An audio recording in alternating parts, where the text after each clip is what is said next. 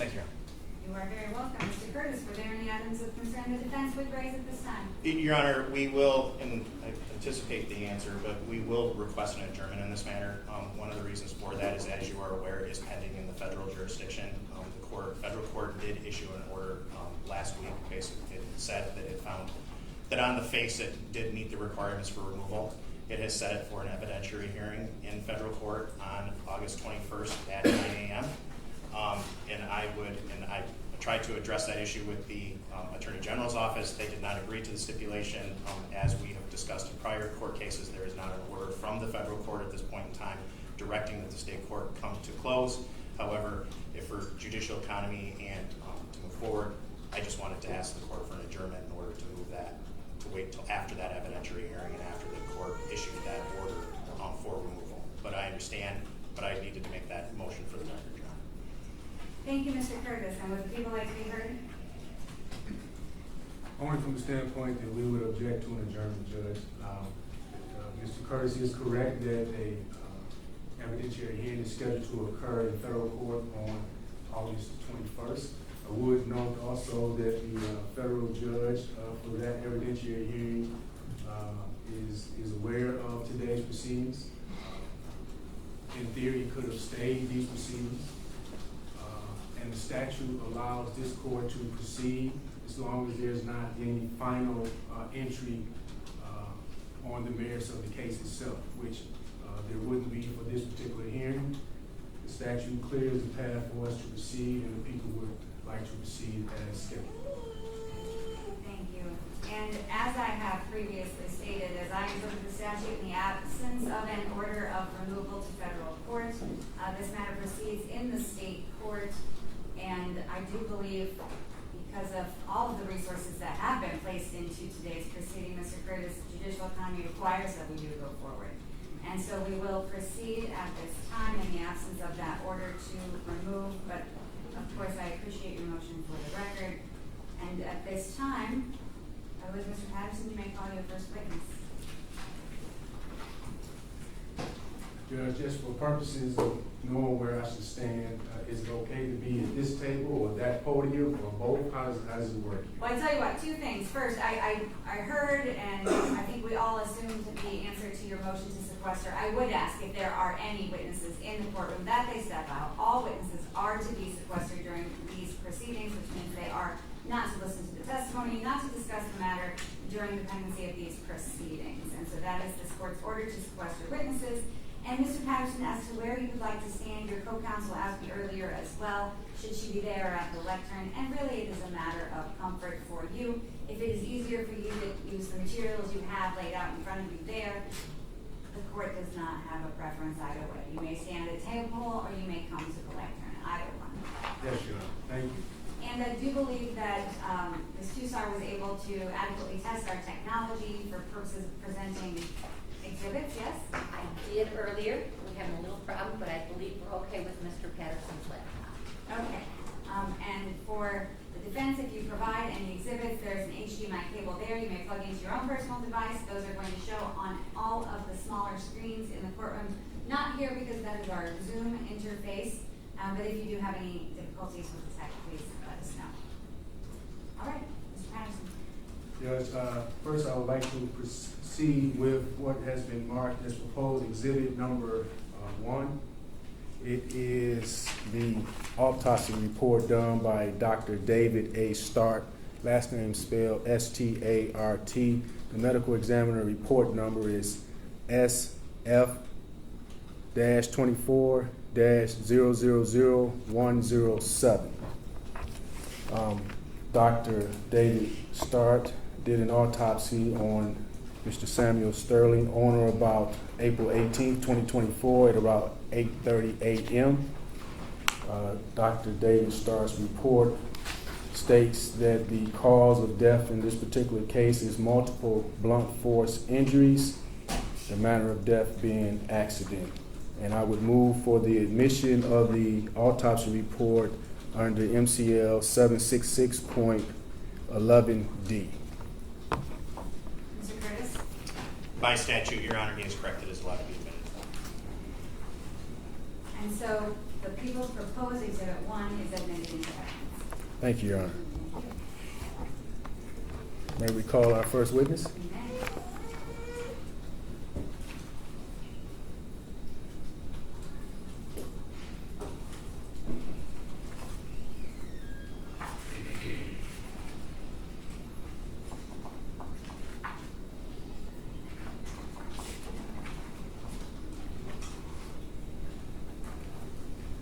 Good afternoon, sir.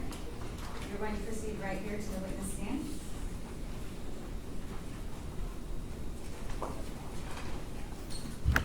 If you could raise your right hand for me, do you swear or affirm that the testimony you are about to give today will be the truth, the whole truth, and nothing but the truth, so help you God? I do. Please have a seat.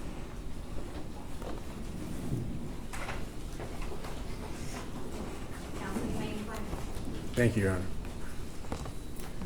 Good afternoon, sir. Good afternoon. Could you state your name for the record, please? Yes, Ross Egan, RossEagan.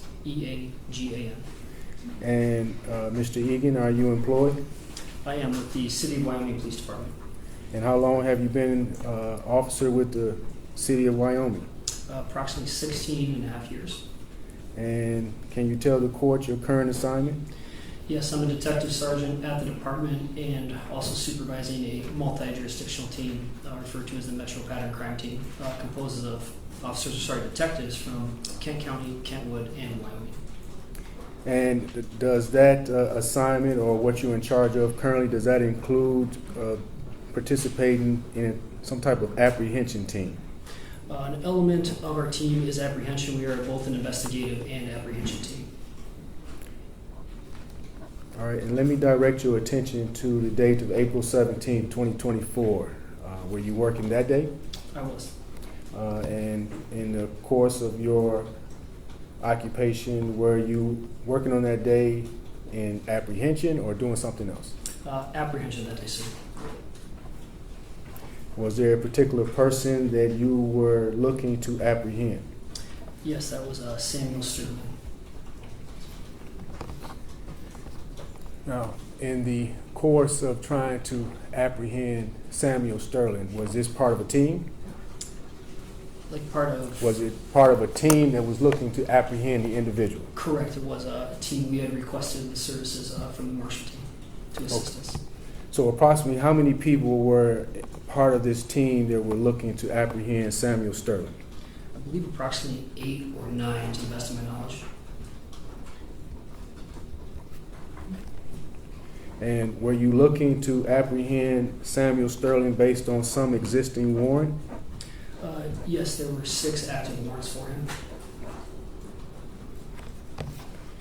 And the warrants that were active, what were those warrants? I believe 2 were active felony or violent felony warrants. One was for a domestic incident involving a handgun and threats in the city of Kentwood in 2023. Another one was another domestic assault and larceny in the city of Grand Rapids. 2 others were probation violation warrants with, I believe, original felony charges, and the 2 were misdemeanor bench warrants, if I'm not mistaken. The felony warrants that you referenced, was that for carrying a concealed weapon? Yes, that was one of the charges on the Kentwood incident in 2023. And the other, you said it was, what did you say, it was 2 felony warrants? Yeah, the first 2, we believe, were 2 active felony warrants. The other was a Grand Rapids incident as well.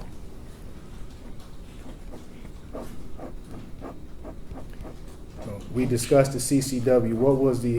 What exactly was the other warrant? The one out of Grand Rapids? Yes. That was, I believe, a domestic assault incident with a child mother and a larceny incident.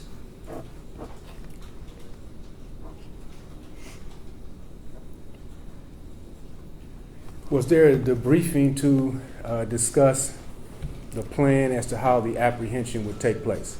There was a briefing, yes. About what time, well, let me back up. Was this debriefing on April 17th? It was.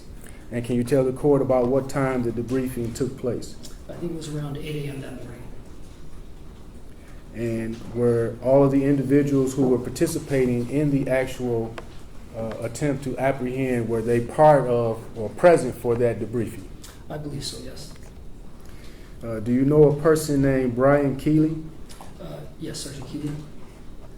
And was Mr. Keely present for that debriefing? I believe so. And do you see Brian Keely here in court today? I do. Could you, We'll stipulate to identification that the person sitting to my right is Detective Sergeant Brian Keely. Thank you, Mr. Curtis. The record will reflect the stipulated identification. thank you.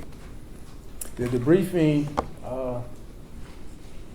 how long did that take? I'd say approximately half hour, 45 minutes maybe.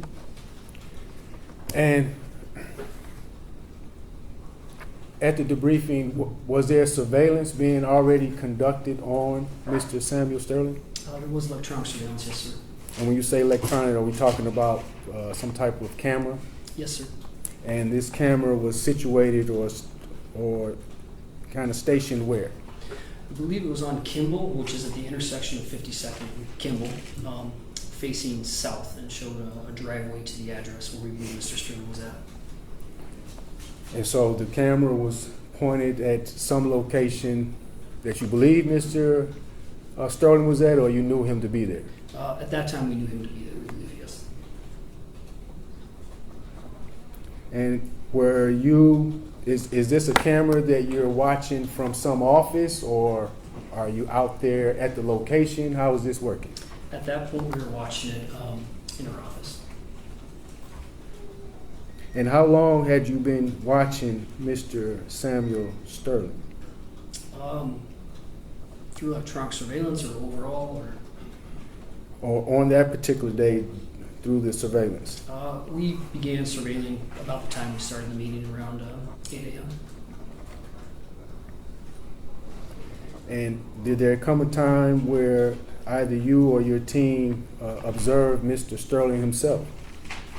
There was, we observed him in the driveway of the residence there. And were you able to observe how he was dressed? Yes, sir.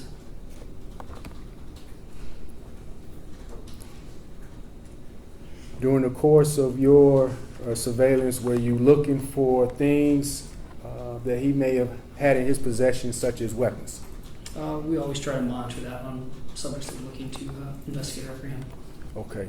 And on this particular day, when you actually laid eyes on Mr. Sterling, did you see any weapons in his hand? We did not observe any weapons in his hand. I didn't hear you. Sorry, we did not observe any weapons in his hand. Okay. From the time that you observed Mr. Sterling outside the residence, how long are you seeing him outside? The best I can remember, he would go in and out of the house during our brief before we left the PD, so on and off for that 30 minutes, 45 minutes, or hour that we were briefing. Okay. And did there come a time when Mr. Sterling left that location? There was. And do you recall approximately what time he left the location? I believe at that time was around the 11 a.m. hour. Not positive, that's best of my recollection, around 11 a.m. that morning. And we're still talking about April 17th? April 17th, yes. Okay. When he left the location, did he leave on foot or in a vehicle? He left in a vehicle. When he left in the vehicle, do you recall the type of vehicle? It was a white Chevy SUV Equinox, I believe. All right. And when he left in the vehicle, did he leave by himself or was there a passenger? At that time, there was an unidentified female passenger. Okay. When you saw, was Mr. Sterling the driver or the passenger itself? He was the driver. And when you saw Mr. Sterling get in the vehicle, did you or any of your team observe him to have a weapon on his person or put a weapon in the car itself? No, not to our knowledge.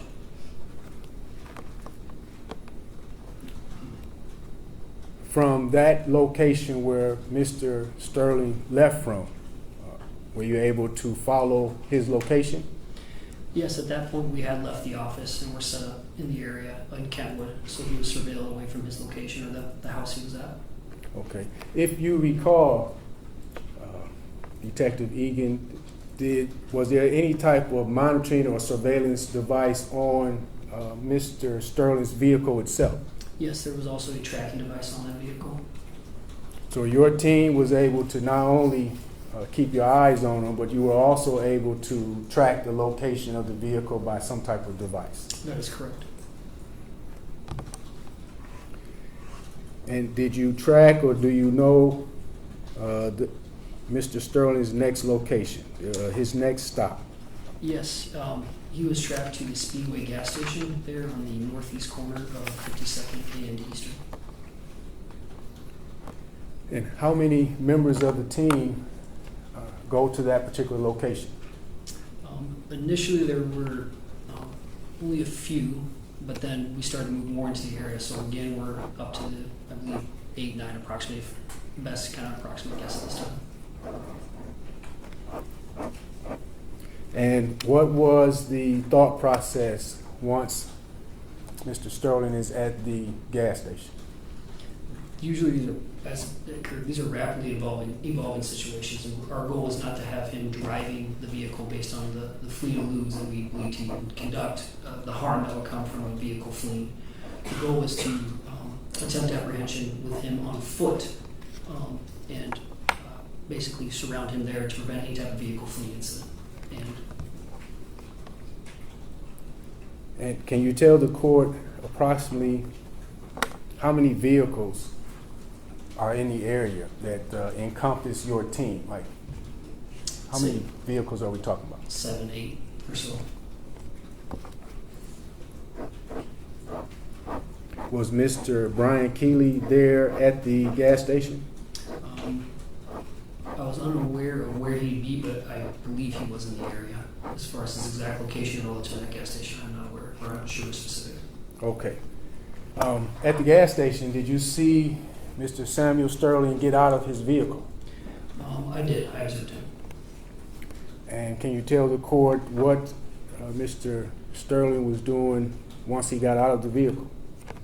So we parked on the west side of the parking lot there next to the air filtration, air tire kind of filler station. It appeared that he was either checking his tires or perhaps filling up air in the tires on the driver's side of the vehicle.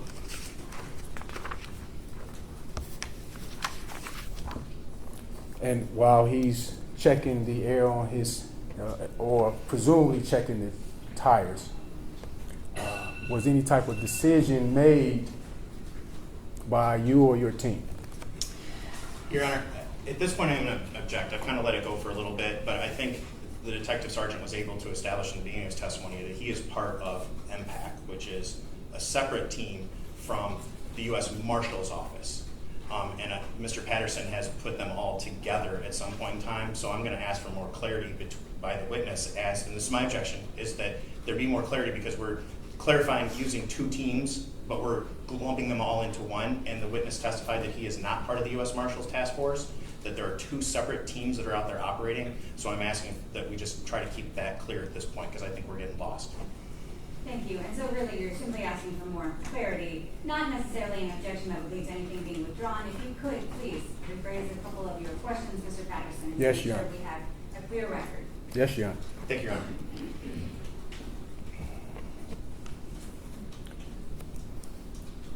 Detective Egan, out there at the gas station, I believe you were testifying or did testify that Mr. Sterling is outside of his vehicle. Is that correct? That is correct. When he is outside of his vehicle, what decision did you and or the members of your team impact? What was decided? There was communication over the radio between multiple team members that Mr. Sterling was outside of his vehicle, and that would present an opportune time to attempt the apprehension there because we could collectively get in quick enough to prevent him from getting into his vehicle and fleeing. Radio traffic was made to say, let's attempt that. We waited for multiple other personnel, whether it's the Marshal team or Impact, to come into the area, so we had what we believe was sufficient personnel. Once we're in the area, the plan was made over the air to 2 cars to come in and box in the front and rear of Mr. Sterling's vehicle, while the rest of us also came into the area to attempt any type of flight or prevent any type of flight on foot. Okay.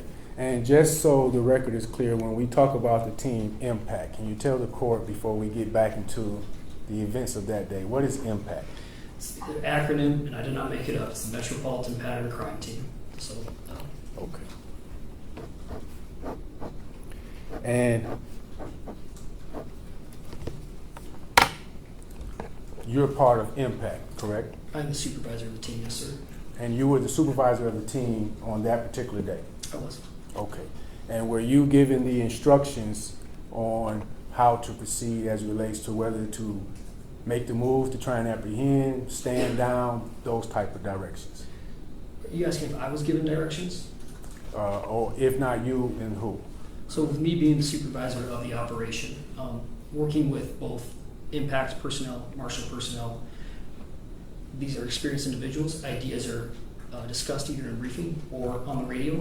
Any decision that I would not be okay with, I would have said no. So when the decision was made over the air between multiple team members to move in, if I had a concern with it, I would have gone on radio and said, we wait or do not do this. Okay. And you mentioned it a couple times now. There were members of the U.S. Marshals who were present as well, part of this team to apprehend. We had requested the Marshall Task Force in the area to assist us with this apprehension. Okay, and did they in fact assist with this apprehension on April 17th, 2024? They did assist us. Okay. Did vehicles in fact move in to box in Mr. Sterling's vehicle? They did. And when those vehicles moved in to box him in, was Mr. Sterling still outside of the vehicle? He was. And what happened upon Mr. Sterling's vehicle being boxed in?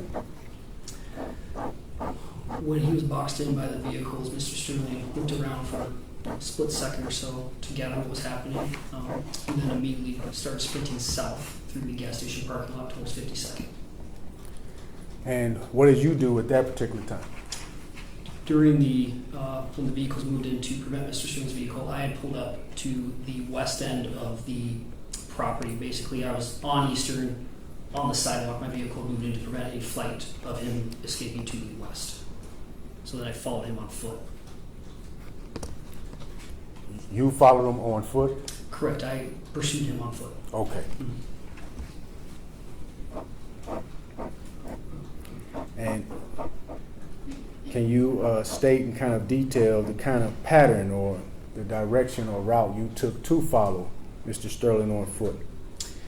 Yes, I pursued him on foot south across 52nd into the Come and Go parking lot, which is on the south side of 52nd. I believe he then started to cut to the southwest of the Kentucky Fried Chicken business right there, which is just south of the Come and Go, along the west side of the Kentucky Fried Chicken business. When we got to the Kentucky Fried, or KFC, as you say there, he then started sprinting, continued to sprint actually to the southeast towards the Burger King business there. And when you say he, we're still talking about Mr. Sterling? Yes, sorry, we are still talking about Mr. Sterling. Okay. And then you stated he started running towards or sprinting towards the Burger King. Is that correct? That is correct. Sprinting, going back and forth, zigzagging, I guess I'm kind of moving here in the chair, but sprinting, trying to evade capture, and then sprinted to the northeast corner of the parking lot, or not parking lot, sorry, the Burger King, and started running down the east side, which would be the drive-through side. Okay. Now, how many individuals besides yourself are also giving chase on foot? I believe multiple individuals. I do believe, I wasn't there, that several law enforcement personnel remained at the initial scene of the vehicle boxing. There was at least 4 to 5, trying to remember my body cam video, 4 to 5 other either individuals or along vehicles trying to pursue Mr. Sterling. And were there any members of the team, either Impact or the Marshals, that were pursuing by vehicle? Yes, we had 2 members in one of the vans that is associated with Impact pursuing him, and then also a marked MSP cruiser, I believe, along with a couple other unmarked police vehicles. Did you see anything occur at the Burger King? I did. And what did you see there? As Mr. Sterling was running south along the east side of the business there in the drive-through, saw a vehicle come in contact with him, pinning Mr. Sterling up against the wall. And is this the wall of the Burger King? It is. Do you recall the type of vehicle that came into contact with Mr. Sterling at that Burger King? Would have to maybe refer to a report, but it was a Hyundai. Okay. It's an SUV vehicle. And do you know or can you tell the court who was driving that vehicle? I believe Sergeant Keely was. And is that Sergeant Keely, Brian Keely, that's here in court today? Yes, sir.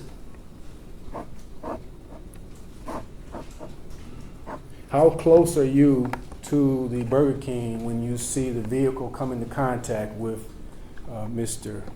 Sterling? We're kind of using that wall here in the courtroom as a barometer. I'd say within proximity, probably that wall or maybe a few feet beyond, so we're talking 20, 30 feet at most, maybe. Oh, just, Sorry. does that sound about right, Counselor? About 20 feet, 25 feet? It's a guess, so. I think Looks like about 25 feet to me. I can't take judicial notice of the size of the room because I have actually no knowledge of how wide the room is. Yes, Your Honor.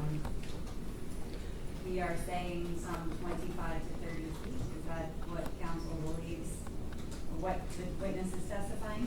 I mean, I'm testifying that my body cam will show, however, it'll show you the view of the distance between me and where Mr. Sterling was at the Burger King there. So I'm just guessing based off my running memory and body cam. it's almost as if the best answer is, Judge, I don't know. I think, I cannot speak for the witness, but we've heard what he had to say, Mr. Patterson, you can move on. Yes, Your Honor. You mentioned the body worn camera. Were you wearing a body worn camera that day? I was. And this camera, can you just describe and just talk briefly for the record, what is that particular camera? It's a standard body worn camera provided by Axon that we wear during our duty. You know, when we're out there either in investigations or apprehension, basically any contact that we might have during investigation or apprehension. And did you have your camera on that day? I did. And was the camera on prior to you starting the chase of Mr. Sterling? It was on prior to the foot chase of Mr. Sterling, yes. And does it stay on until you either turn it off? I mean, does it cut off by itself? How does that work? No, I turned it off after the incident manually. Now, prior to you getting on the stand today, did you have an opportunity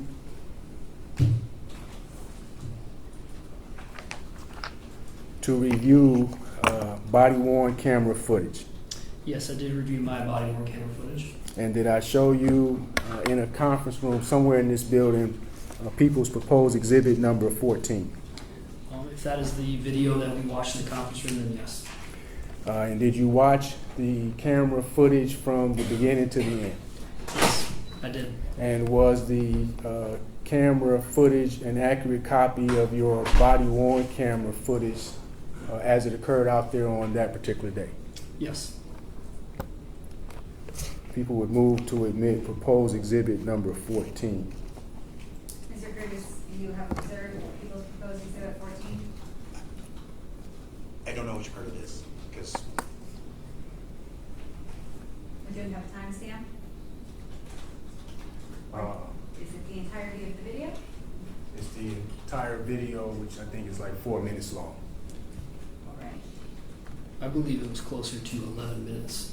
Well, do we need to take a brief recess so council can ensure that they are talking about the same video, or shall we? yeah, the only reason I'm asking is because I was provided with several videos, and there were 2 different videos by this witness. One that had been, there's 2. Okay. So, Well, before we publish, of course, we want to ensure that we know what we're talking about and there's no objection to it. Council, let's take a brief recess. I'm not gonna leave the bench. You can just head out into the hallway to one of our conference rooms and ensure we're talking about the same thing. Yes, Your Honor. All right. thank you. Thank you. Yes, turn off your microphones, otherwise it will. Got it. Important. It's still plugged in.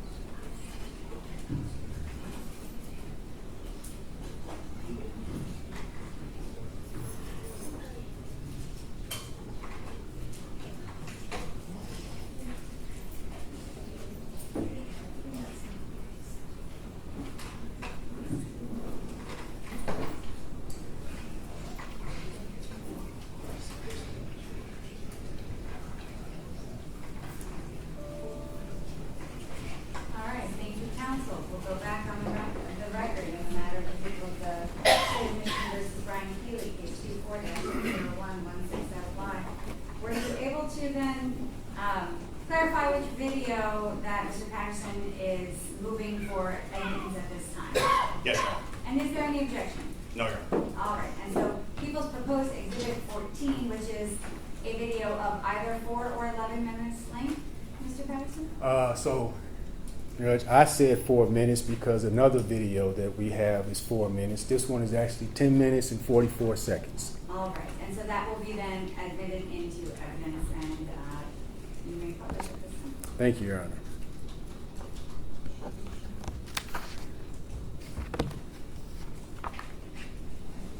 You are playing it on the podium or at the table?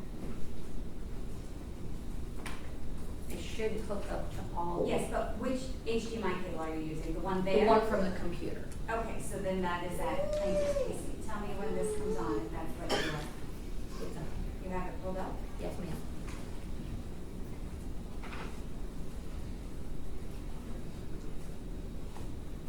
Are you seeing it, Ms. Ritter? I certainly am not. Definitely on it.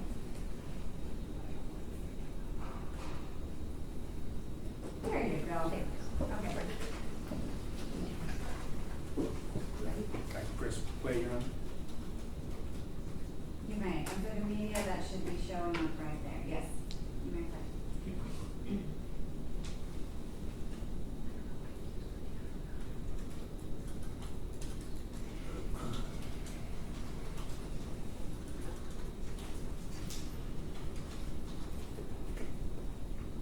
Mr. Vanderman, let me swing that one around for the jury too. That might be helpful as well. I mean, in the jury box. Although we were back to black screen.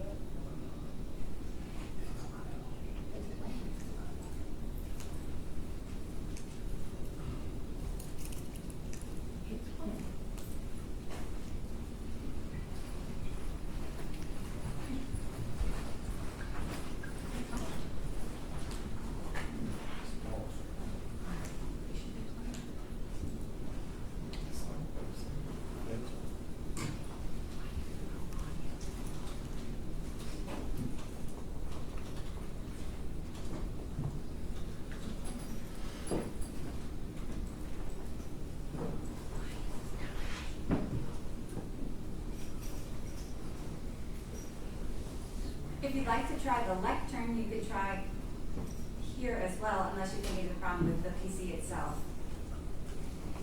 Right.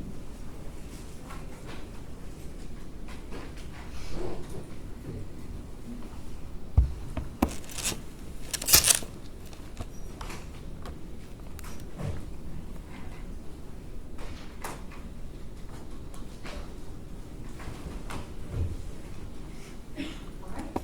We're seeing what we need to see.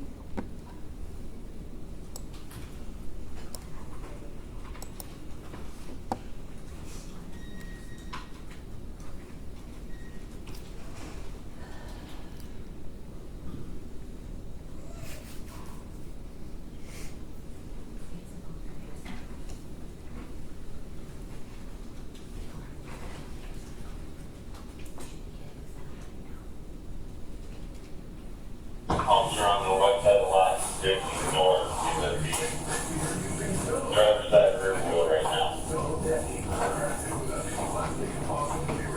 I'm going to turn, and I'm going to be turning.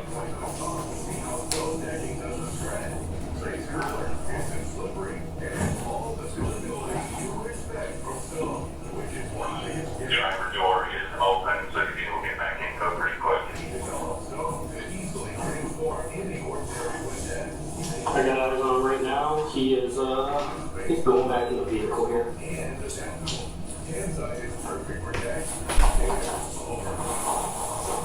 Stand by. He's messing with his tires still. Driver's side rear.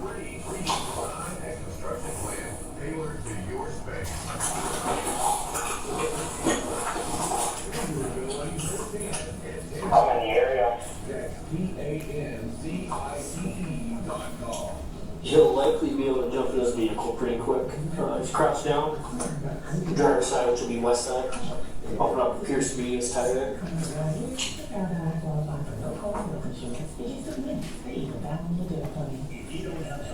Council, I'm gonna ask you to pause that. Because you may be eligible for no-cost health insurance. That's right, you can qualify for no-cost health insurance. I've been made aware that, the individuals who are observing in courtroom A are not able to see that. And so I'm gonna quickly see if there's a way I can make that happen. Yes, sir. Thank you. Share on Zoom by sharing my screen. Confirm this.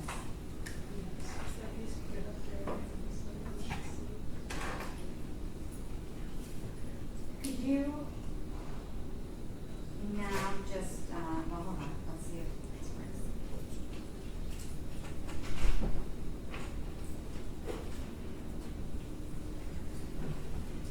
Is that one? We're gonna give it Blue screen. It's a blue screen over there right now, blue screen.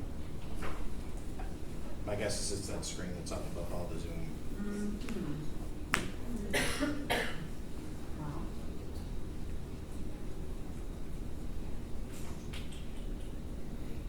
I'm not sure I know how to resolve that. Is it on my screen?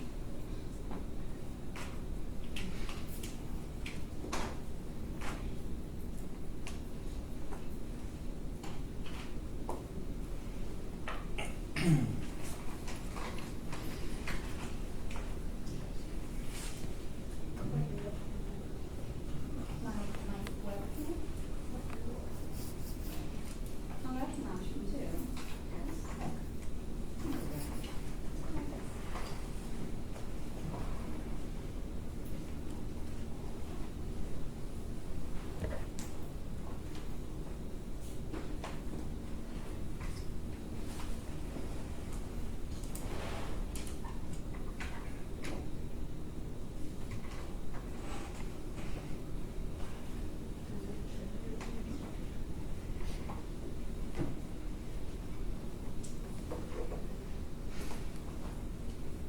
Are they seeing it now?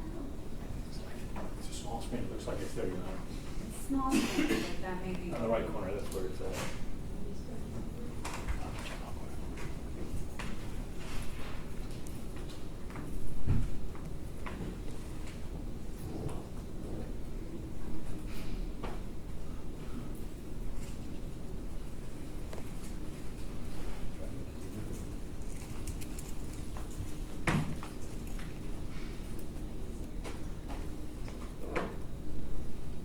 Can see the video.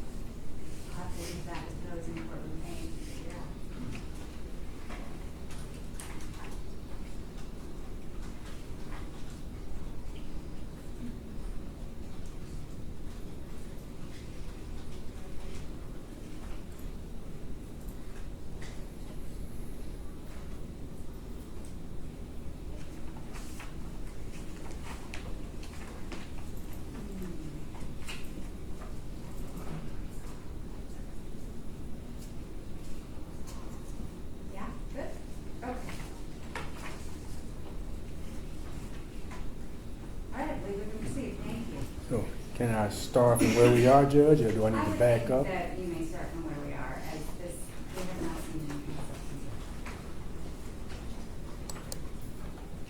Covers costs for things like doctor's visits and prescription medications. Call now for free to see if your income level and zip code qualifies you for zero-cost health insurance. Plus, see if you qualify for a cash card where you could earn up to $500. These clouds down, oh my god, it's falling right there. 577-9178 right now to see if you and your family qualify for no-cost health insurance. The call is free, and it takes just minutes. Fucking look at coming in southbound. Intersection, face crossbound. If someone can call in and get the back, I can get the front. Yeah, okay. Is there a wrong person that can get stopped? I'm working my way through that. Well, can I see you a little bit when you're ready? I'll pull up to you. Okay, I'm rolling. Wait, just look. Alright, moving.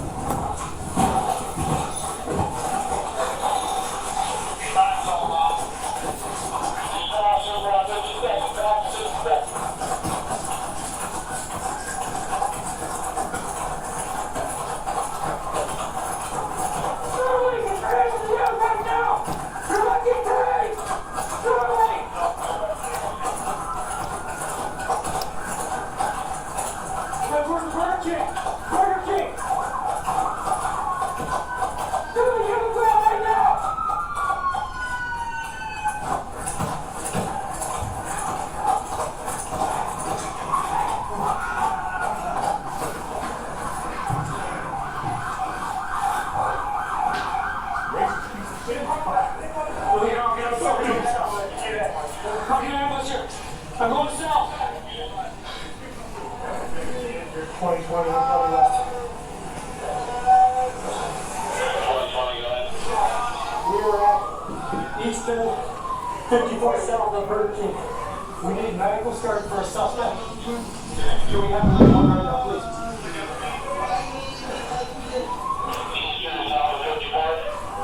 Correct. Southeast side at the Burger King here. Everyone, please. All officers are at 10-4.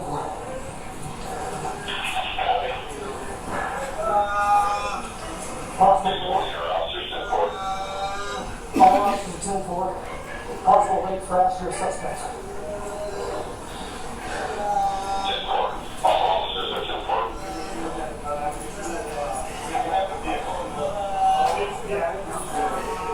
Can you confirm that?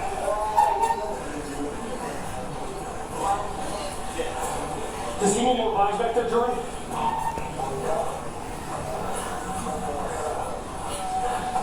Hey, Tom.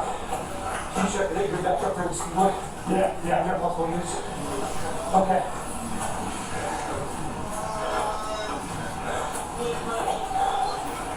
Medical started. Negative. We're at 10-4. We got county and MSP with us. Cat was rolling too, looks like. We're gonna get one ambulance to fight for suspects, then all officers at 10-4.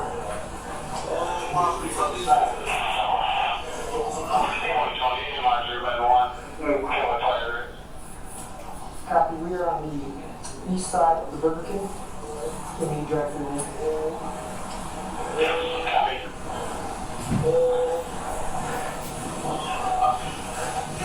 Jeff, are you good? I'm gonna get my car, get done. Actually, no, hold here. It's fine. Yeah, keys are in. Yeah, unfortunately.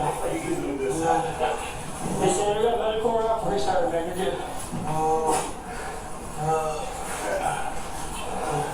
Alright, just look for it. That was good. Cool.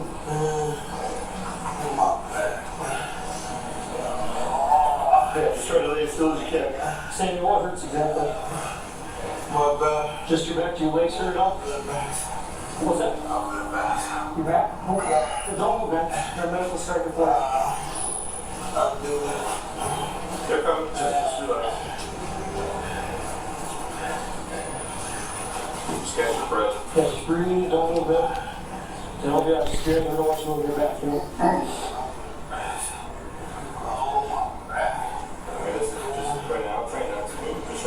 focusing on breathing, right? You guys just have to get on the ground. Make sure it's good. I got my Hey, Swerve. Swerve. You secure my vehicle? Just pull it up next to yours.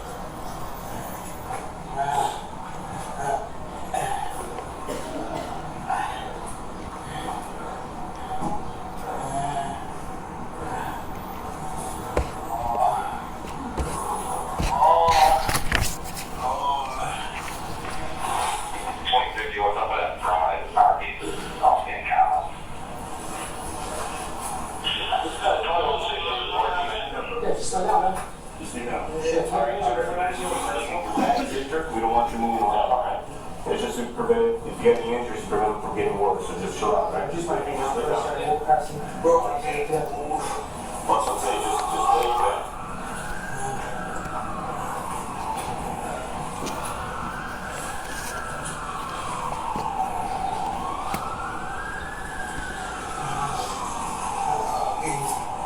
You take these bands off. The medical's ready to roll up. Right here, they're gonna take care of it. Just hold up tight.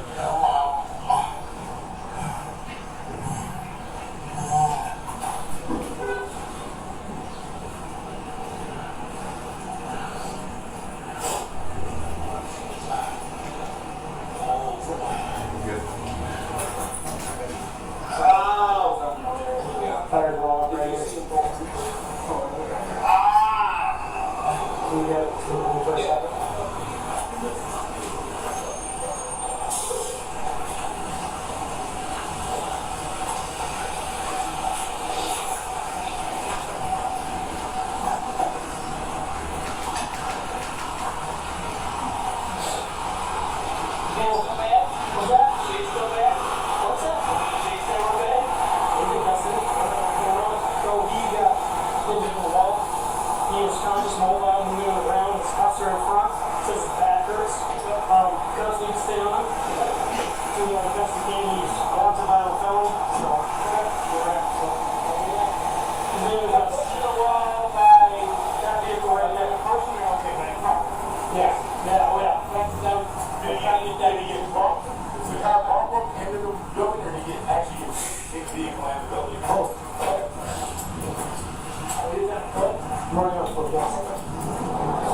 His name is Mr. Sterling. His name is conscious. I tried to ask him about his legs. He hasn't mentioned anything, but he says his back keeps hurting. So, anyway, we got the other thing here. Okay, check it out. Sit up or lay down. Sit up. What's my First name? Sterling. Sterling. I can't even think, bro. Please help me. Word. Please help me. With this car? I have no idea. Correct. Against the wall? This is correct, yes. Okay, alright. Please help me. Please help me. I called out and then one of the stars were. We didn't know this was a police chaser. We just got it on a car accident. Gotcha. Obviously, somewhere communication's not there.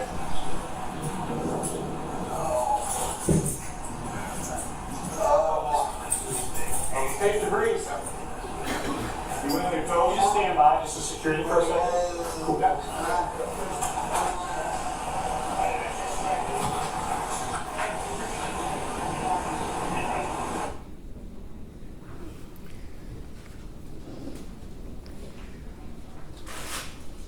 Sergeant, may I proceed, Your Honor?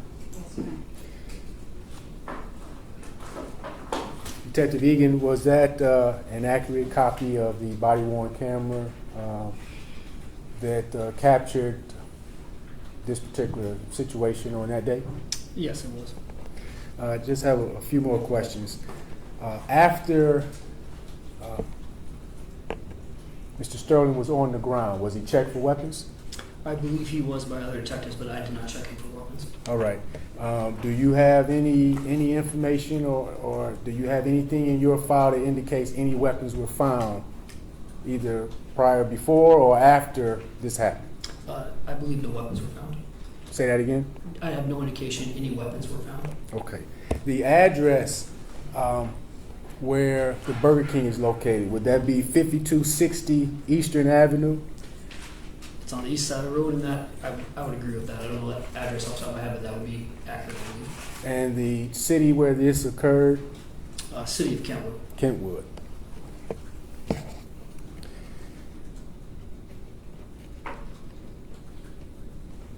At the time where when Mr. Sterling is struck by the vehicle, was it raining at that time? I don't believe it was raining at that moment, no. Okay.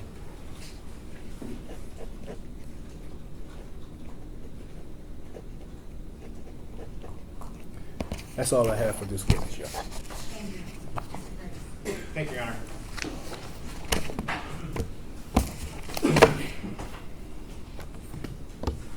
Should I just unplug here, or maybe just leave it here? If you believe that you will reuse it, you may leave it there, although Mr. Cruz. I don't need it. You don't need it? All right, then leave it there. Yes, I'll turn it to black screen. Everyone should be seeing the black screen. Good afternoon, Detective Sergeant. Good afternoon. If I heard right, you've been employed for 16 years? Yes, that is correct. Okay. And how long of that 16 years was as a road off? Has it been with the department the entire time? It has been with the Wyoming Department of Public Safety the entire time. Okay. How long of that were you a road officer? 12 years. Okay. So for 12 years, you were an officer working the road in full uniform and a cruiser, correct? 12 years I was an officer and then a sergeant as well. I think it was 12 years on the road. Okay. And in that 12 years that you were on the road, how many suspects or individuals do you think that you pursued on foot trying to attempt arrest on them? I would, north of 100, that's a guess though. And so, yes, quite a few. How many have you been involved in where it's multiple officers involved in a foot chase of a suspect? Again, north of quite a large number, but quite a few. Yes. And in those instances with multiple officers involved in a foot pursuit in your cruiser and your patrol capacity, how many times were officers in vehicles pursuing or also involved in that foot pursuit? Again, not every time, but a number, quite a few. Okay. So, So it's almost if it's a routine practice at the point in time if somebody's fleeing on foot and there's multiple officers involved? you can cover more ground in a cruiser trying or a vehicle trying to get ahead, parallel, cut off that kind of thing. So yes, it's not uncommon. So let's talk about so you've been with MPAC for 4 years now? 2 years. I've been a detective sergeant for 4. The team was formed 2 years ago, and I was there at the inception of the team. Okay. So 2. What is the goal of MPAC? What's its objective? So there are a couple. One part of it is investigating cross-jurisdictional and pattern crimes throughout Kent County, Wyoming, Kentwood. That obviously falls to the Grand Rapids as well. One of those objectives within that is also looking at individuals who have multiple cross-jurisdictional warrants, active felony warrants, and that have become causing either additional incidents with patrol, as in whether it's fleet elude, assaults, that kind of thing, that we will then look at and see if we would then basically call a workout. We'll start working that subject up to see if that's someone we'd want to apprehend. So your unit isn't one that's just out picking people up on traffic warrants or a simple one assault and battery warrant, correct? We have never done that, no. Okay. Your team focuses on high-level, violent and or dangerous people? We focus both on felony, property, and also violent crime individuals, yes. Okay. So, How long has your team, MPACT, been trying to locate and apprehend Samuel Sterling?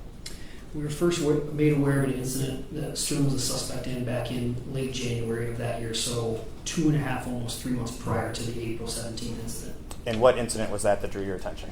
Objection, relevance, unless that's a warrant. I mean, unless we're talking about a warrant, I don't know how that's relevant. Well, Mr. Patterson had a long leeway of asking what he was involved, what he was looking for Mr. Sterling and Mr. Sterling's history and what was going on, and the witness even testified as to the facts of one of those warrants. So I'm trying to establish the fact that MPAC finally got to the point in apprehending Mr. Sterling that they had to go to the U.S. Marshal Service. I think it's very relevant to show the state of mind of my client and what was happening at that point in time, that this wasn't a simple warrant that they were looking for. They had attempted to apprehend him themselves and went to the Marshal Service for help. I can rephrase the question and cover it all in briefing because I'm sure we talked about it all in briefing. I believe I asked about active warrants that Mr. Sterling may have had, and there's been no foundation that Mr. Keely is aware of any and all investigations regarding Samuel Sterling.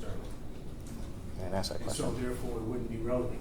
Well, something drew his attention, something that he became aware of. I'm going to overrule the objection and may proceed, Mr. Curtis. Thank you, Your Honor. What was the incident that drew your team's attention?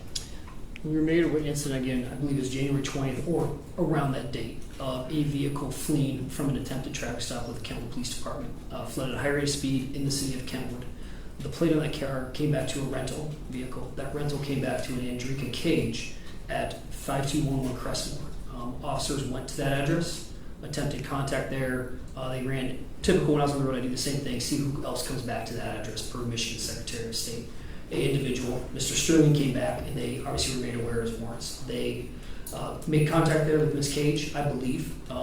She said, yes, the vehicle was rented to her, but had no idea who would be driving it, and said Mr. Sterling was not in the residence and would not allow officers inside. Okay. So at that point in your time, your team goes into action to try to find and locate Mr. Sterling over time? Correct. At that point, we started making an effort to make a location and apprehension plan for Mr. Sterling. Again, Judge, I would place an objection again. Mr. Curtis asked about a fleeing and eluding charge, and then it turns out that there's no indication that Mr. Sterling was the one driving that particular vehicle. They went to the location, they spoke to the individual that rented the car, but there's been no evidence that Mr. Samuel Sterling was driving that particular car. And yet they're using this as a basis to, so I'm just asking the court that we stay tight to what the warrants are as opposed to speculation by the officers. There's been no indication put on that Samuel Sterling was driving that particular vehicle a couple months prior to this incident that happened on the 17th.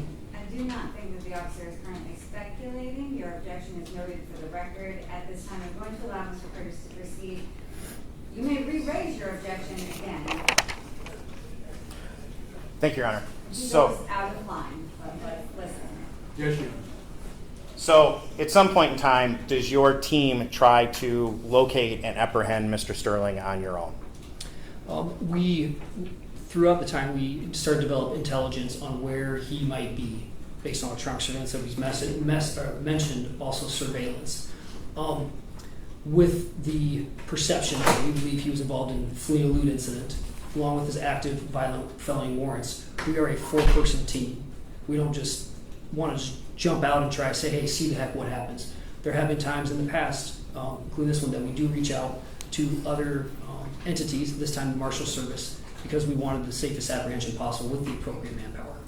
So in the meantime, leading up to this point, did you install, and you testified to it earlier, did you have installed, not you personally installed, but did you have a pole cam installed near Mr. Sterling's residence? Once we established the address on 52nd, yes, I believe, a request was made to install that electronic surveillance, the camera. And how long in advance of the April 17th date did you make that request? I do not know that was done by Detective Woolham. I know it was at least approximate week or two, but the short answer is I don't know. So in the meantime, you have the pole cam on the residence, correct? That is correct. After it's installed, you then have access to the video feed from that camera. That is correct. Okay. And are you the one that's surveilling that camera or watching that camera, or does the whole MPAC team have access to it? The entire impact team has access to the camera anytime we want to review footage. Okay. Let's back up for a second because I want to clarify, because we saw it somewhat from the video. The MPAC team, does it operate are you in full uniform? We are in street clothes with outer carrier vests or ballistic vests with full police markings and badge. Okay. Are your vehicles marked as police vehicles?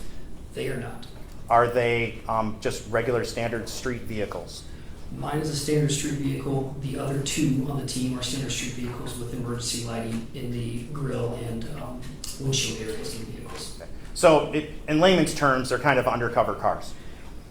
Maybe I'll get back to this too. Part of the goal of Impact and one of our missions is we are surveillance-based unit. We're not undercover, but we are surveillance-based based on kind of what we're doing with our plainclothes and vehicles as well. So. Okay.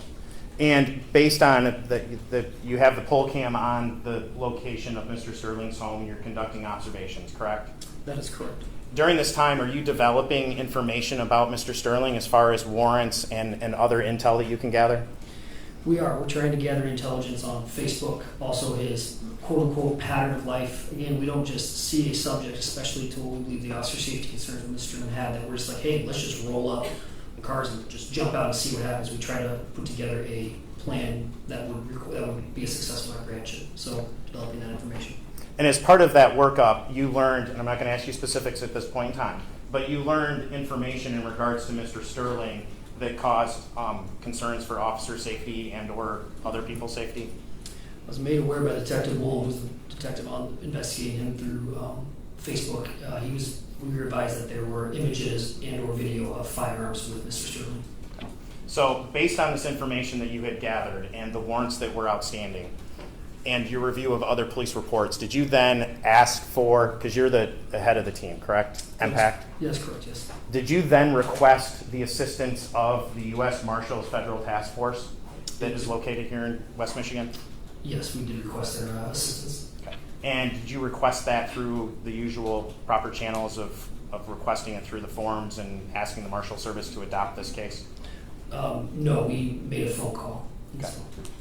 But as far as you know, policies and procedures have been Yes, followed? correct, yes. This was not the first time we had reached out to the Marshal team. This was at least a half a dozen times before that we said this would require the assistance of this team, so we went through the appropriate channels of requesting that. Okay.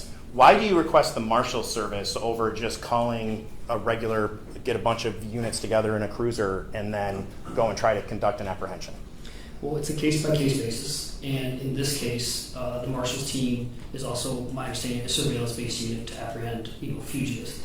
In my experience, both on my patrol level, especially down the past 2 years, is people that are evading police and wanted for felonies are, we call, checking around their shoulders, looking around, always making sure there's no police vehicles coming in. They didn't feel there's an opportune situation to just roll up some of our cruisers and see what would happen. So that's why we had requested the Marshal team to assist us. Okay. And did the Marshals team agree and adopt that ability to assist you in the apprehension of Mr. Sterling? They did. And as you then on April 17th met with them in regards to conducting a plan for observing a potential apprehension of Mr. Sterling? Correct. We requested them at our office at Wyoming Police Department for a briefing that morning. Okay. Now let me ask you this question. Every day, is it like with your team or with your experience with the Marshal Service, is it we just jump in the cars and go and start watching, or do you have a briefing before you go out? Typically, unless there's some exigent circumstance, if we have developed intel like we had on Mr. Sterling, we put a brief together and plan it with any personnel that we are meeting with to assist us, or we assist them. Okay. And did that briefing take place? It did. And were you present at conducting that briefing? I was present. And did you help conduct that briefing? I assisted with parts of it. It was run by Detective Wool, who was on my team, and I assisted with either providing clarifying information, but he had provided the workup on Mr. Sterling. Okay. And the warrants, did you discuss, so members of the U.S. Marshals Task Force were present? Yes. Correct? And that is another multi-jurisdictional team, as far as you're aware? Yeah. Okay. And Detective Sergeant Keely was there? Yes. Okay. Along with other members from the task force? Mm-hmm. And you and the other detective conducted the briefing, correct? Correct, yes. In regards to Mr. Sterling's weapons or any potential for weapons, what did you brief the team on? What most notable was the Kentwood incident where arrest warrant was issued on a police report where I believe Mr. Sterling's father had contacted the police on threats that his son was making on a domestic assault incident. During that incident, it was reported that Mr. Sterling, the son, had a handgun in his possession and was threatening family members with it, brandished it, and also had physical contact with his father. Mr. Sterling then fled the scene, and prior to fleeing the scene, indicates in the lines of, I'm not going to go quietly if the cops find me, or I'm not going to go back to prison. Okay. And you had briefed the task force, the MPACT, and the U.S. Marshals team on that fact? That was part of information that was covered in the briefing. Okay. Did you cover anything in regards to Facebook and what had been observed with Mr. Sterling in regards to weapons? Detective Woolen covered that, and he indicated the images and video intel of Mr. Sterling being armed with firearms. Okay. And had you discussed other movements or other issues in regards to Mr. Sterling, so the team was aware, the U.S. Marshals team was aware, in fact, of Mr. Sterling and how he behaved, or the belief that he had weapons? His movements? Bad question, Yeah. my part. Did you brief the team that was in that room on the fact of the belief that Mr. Sterling may have been in possession of a weapon? We did brief on the information of a possibility that he would have a fire or weapons on him. And what was that? As far as his criminal history, warrants, Facebook intel, and the obviously domestic assault report from Kentwood. Was there any surveillance by any of your MPAC team members that would cause you to believe that Mr. Sterling had a weapon? I believe a couple days prior, on the electronic surveillance, the camera, Mr. Sterling was seen outside a vehicle, either right in the street side or driveway of that house on 52nd. On his side, in his pants, there was an imprint or a bulge in the pocket area that would let us believe that that could be a weapon, a handgun, similar to, actually I carry a weapon the same way in my pocket with a off-duty holster. And why is that significant? Why would you brief the team on the observation of the weapon on Facebook, the fact of the statement by his father that Mr. Samuel Sterling made about not going quietly, and the belief that he may have had a weapon? Why was that important to brief the team on that? As in with all briefings, even both patrol here and among our SWAT team for the department, we will indicate any information where weapons, notably firearms, could be in play because of the, we call them OSC, officer safety concerns. Anytime with history, potential information weapons, we want everyone to be aware that could be in play because we don't want people to get shot. Okay. And you're also concerned at the point in time, not just for the officer's safety, but also for the safety of the individual that you're trying to apprehend, correct? 100% safe apprehension is all over. Okay. And you talked about the fact that you tried to apprehend Samuel Sterling outside of his vehicle. That is correct. Why didn't you try to apprehend him at his house? That was discussed. We had discussed the concern with the weapons information that and his likelihood of fleeing, that he'd flee back into the house and have possibly more readily access to weapons in the home. And at that time, we aren't TAC operator, TAC team operator. We don't have the barricaded vehicle, we don't have the shields to try to surround a house on basically, quote unquote, his turf would put, we believe, people at greater risk. And the next question I would follow up with that is then why don't you try to do a traffic stop, get a marked cruiser, pull him over, do it that way? Again, it comes back to information that we feel he would flee. And again, a vehicle fleeing is a great hazard. Now, let's fast forward to so you're doing this briefing, and at the point in time during the briefing, during the briefing at some point you become aware that Samuel Sterling is moving. Prior to that, we had left the briefing and had moved into the area of 52nd and Eastern, 52nd and Kalamazoo to the east, just so we were ready for we call it a takeaway. So when the person leaves, we try to follow both electronically and through physical visual of the suspect leaving. Okay. Now, when you say you go to the area, help me understand this, is that you're a surveillance unit, correct? So you're not supposed to be seen. Correct. In the area, correct? Did any of the units go down the street that Mr. Sterling was living on at that time? I am not sure. I have to clarify through the case report, so I don't know. But at some point in time, he gets in his vehicle and he starts moving, correct? Correct. At that time, jog my memory, he was one of the detective units, an impact unit, was a two-man car. Passenger had electronic surveillance up on his laptop, and so observed Mr. Sterling in the car and then leaving. Okay. And the MPAC team and the U.S. Marshals Task Force, are you all on the same channel, the same radio freak? We are on the same radio frequency. Okay. And all this information is being communicated? It is. Okay. Now, are all of you together sitting in a parking lot waiting for him to leave, or how does that work? No, based on the surveillance and number of personnel we had in place, we had people ready in case Mr. Sterling left to the west on 52nd or the east, and then also ready to move if he went north on Kalamazoo, south on Kalamazoo, and same on east or north or south. So kind of spread out over a quarter mile area. Okay. And that's routine procedure? I would say so, yes. So after he leaves the address and it's observed on the poll cam that he leaves, is that when different units, different detectives start picking him up? Yes, so I was staged at 52nd and Eastern, and that's when he parked at the speedway. We started making plans, as you hear on the radio, other units start to kind of move into the area. Now, let me ask a question about your car, because I noticed something. Is that in your car you have 2 or 3 hats in the back of it? It looked like there were 2 different hats in the back. It looks like your lunch is in the passenger seat, correct? That's correct. Is it safe to say you guys pretty much are living out of those cars when you're working? There are times we have spent countless hours, food, bathroom, changing outfits out in the field. Okay. I saw the stock of an M4 sitting on the passenger seat with the stock coming up like it was down into the passenger well. Correct. Is that correct? That is correct. Why was that there? It's the standard issued M4 I have for our tactical team that I am duty-wise able to use during impact operations based on the officer safety concerns. Then we get a barricaded subject. It just offers an additional weapons platform in case that is needed. Is that something that you would routinely do? No. So it's something that you basically got in a ready position for this case? Correct. Clarify routinely. It's not uncommon, but it's not common. It just depends on a case-by-case scenario. I just had that there as a contingency in my vehicle if needed. Okay. But this apprehension brought it up to that level where you believed you needed to have that ready? Based on my training experience, yes. And the information that you knew about Mr. Samuel Sterling? Yes. Now, as you're listening to the radio traffic, you hear different, and we heard it, you hear different people talking about positions where he's at, whether he's out of the car, not out of the car type situation, correct? Correct. And as you testified, it's a rapidly evolving situation. Right? Correct. What is the point? Have you had training in Barrick in taking down vehicles in regards to using your vehicle, your civilian vehicle, or that unmarked vehicle?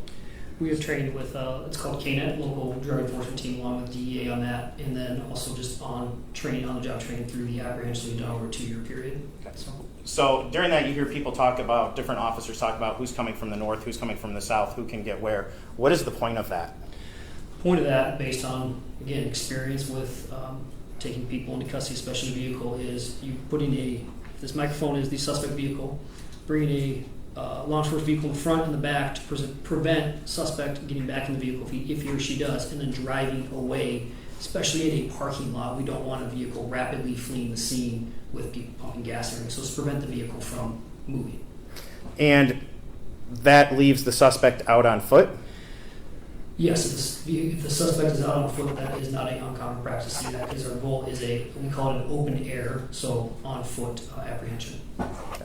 Now, you don't know who made the decision or made the call to move in, do you? Not based on the radio traffic. I can't name the name. I believe one was, initially was Detective Noxon from GR, but the other individual, I don't recognize the voice right now. Okay. Did any of the impact team members take place in black boxing in that car? The official boxing of the front and back, no, we came in as support. Yeah. So the front and back was done by the U.S. Marshals Task Force? I believe so, yes. Okay. To your knowledge? To my knowledge, yes. And at that point in time, I saw your is it a minivan you're driving, or what are you driving? It's a sedan. Okay. You jumped the curb, correct? Correct. I positioned myself on it's going to sound weird, the east end of Eastern on the sidewalk, but it's the west end of the business there up on the kind of berm area sidewalk. Okay. Is there a reason why you jumped the curb and go right up into the grass? Why didn't you just pull up next to the curb and get out? I pulled up to close the gap quickly because my coverage was to the west. Because he was on the west side of the vehicle, I was like, there's a likelihood that he will immediately start running to the west. So I got as close as I could, but not too close. There's a kind of happy medium to then exit my vehicle from there. How many types of these, I'll call them takedowns, have you been a part of? High-risk apprehension takedowns, I'd say anywhere between 50 to 60. And what's the amount of runners that you've had, people that have fled from that takedown? No objection. Relevance. I think it goes to the state of mind as far as to the MPAC members and to my client, Mr. Keely, in regards to the experience that he's had and how many of them actually flee on foot from that type of apprehension. I would go to Mr. Keely's state of mind. I agree with Mr. Patterson on this. Move on, Council. I was the same objection. So as Mr. Sterling takes off running, what do you do? I exited my vehicle and pursued on foot. Okay. And how much gear do you have on? I have a exterior vest with magazines, radio, tourniquet, cuffs, ballistic. Obviously, it's a ballistic vest. There's some weight to it, along with thigh rig, which is a belt, handgun, OC spray. So that kind of gear on me. Do you know how much that weighs in total? I would say approximately 20 pounds. Okay. So, and you're chasing after Mr. Keely, who's on foot. I'm sorry, you're chasing after Mr. Sterling, who's on foot, correct? That is correct, chasing Mr. Sterling. Are you able to keep up with him? It's hit or miss. I mean, I'm keeping an eye on him at that time. And so maybe closing the gap a little at times, but it's just, I can keep an eye on him. So. At one point in time, you yell his name and tell him that he's going to get tased if he doesn't stop. It was a tactic that I used on the road, and it works sometimes. It's almost like I was trying to prevent him. I did not have my taser up. I didn't have it on me. I was just that verbal communication, like maybe this will get him to give up and just get on the ground. And it didn't, did it? No, it did not. So you continue your foot pursuit of Mr. Sterling, correct? Correct. And at one point in time, you call out that he's at the Burger King or heading towards the BK, right? I do. Why? because he's running towards the barricade. But why is it important for you to put that out over the radio? To get his direction of travel to where he's going. We have multiple businesses. You even see it in the video when he crosses the KFC and the Burger King, back and forth running, just want a clear idea of where he was running. Okay. Are there other units in the other detectives or other vehicles in the area that are also in pursuit of Mr. Sterling? Yes, it appears so. To be honest, I was focused solely on Mr. Sterling. I remember hearing sirens and then reviewing the body-worn cameras. Now there are a couple other vehicles, both marked and unmarked, in the area. And as you're pursuing Mr. Sterling, you're giving him orders and commands to stop, correct? Gave him, I believe, the command to get on the ground. He didn't comply with that, correct? I don't believe so, no. And as you're chasing him, you see the, you called it the Hyundai, you couldn't say exactly what it was, come into view? Yes. Okay. Do you see the impact between Mr. Sterling, Samuel Sterling, and the vehicle? I do witness it, yes. Okay. And at that point in time, I want to back up and focus a little bit. Do you see the vehicle? Do you know that Detective Brian Keely is driving that vehicle at the time? Not at that moment, no. Okay. Do you know it's one of the vehicles involved in this apprehension? Not until the very end. Like, I was locked on, so yeah. When you're observing that vehicle come into focus, does it, or you see it coming in, do you make any observations in regards to the brake lights? Through my body-worn camera, I observed brake lights. Okay. So you reviewed your body-worn camera? I did, standard protocol. Okay. And do you hear any skidding and or ABS? Do you know what ABS is? Anti-lock braking system, I believe. Okay. Is that correct? Or? That is correct. All right. In your experience, have you been around vehicles that when that engages, what it sounds like? Yes. Okay. Did you hear that in this case? In the camera, I did, yes. Okay. Well, I would object to him testifying to anything. If he's testifying that it's depicted in the camera, then the camera speaks for itself. This witness shouldn't be asked to give answers to stuff that he doesn't personally remember. The video speaks for itself, which the court has already seen. Mr. Curtis? Your Honor, he can testify as to what he observed on his own body cam and what he saw. It has been played for the court as an admission. He did review it. He can testify as to what he saw. The court can review it and also note what's in there. To clarify, I thought the testimony was that at the time he heard it. Did I mishear that? At the time, I was focused on Mr. Sterling. I was locked in on him. I did not witness or hear brakes or brake lights. So, All right. However, I do think Mr. Curtis is correct that he can testify to what he is personally observing in the video that came from his body camera. So I'm not going to overrule, or I'm not going to sustain the objection. I am going to allow Mr. Curtis to continue requesting, inquiring of this witness. Thank you, Your Honor. Mr. Curtis, so I've been involved in multiple critical incidents. What I can tell you from that is my body is focused on what I'm looking at. I exclude everything else. That is very common in these situations. So. Okay. And we'll get back to that. Thank you for saying that. But in your when you reviewed your body video or your body cam video, you actually hear the ABS on the vehicle kick in. While reviewing body cam video. Okay. Now, in critical incident, let's back up to what you just talked about. Yes. You've been involved in multiple critical incidences, correct? I've been involved in, yes, police shootings and right there with other shootings, yes, sir. What do you define as a critical incident?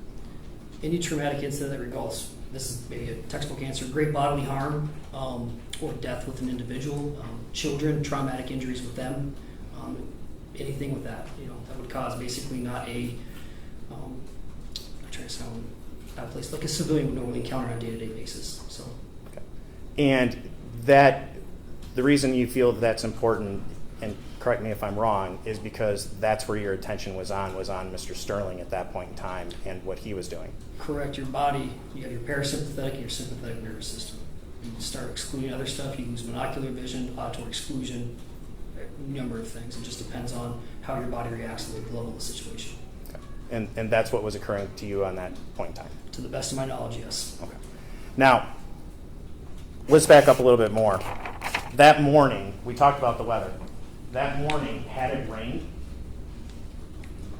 Yes, it had rained. Was it a sprinkle or was it an absolute downpour? I believe it was an absolute downpour. Okay. Were you out in your vehicle at that point in time? I was at my vehicle, out in the Kentwood area. Okay. Do you recall how soon before this incident with Mr. Sterling started to take place that rain stopped? I don't. So, When you were on scene, did you have an opportunity to observe the ground and or the parking lot? I did. And did you observe anything like moisture and or puddles or anything of that nature? Yeah, the ground or pavement was still wet. Now,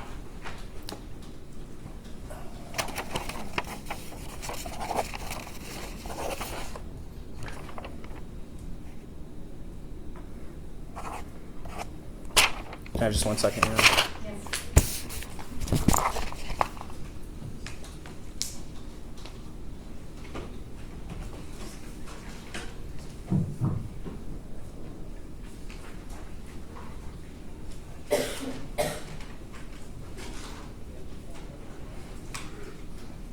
Nothing further, Your Honor. Thank you. Thank you. Any additional direct examination for this witness? Yes, Your Honor, just briefly.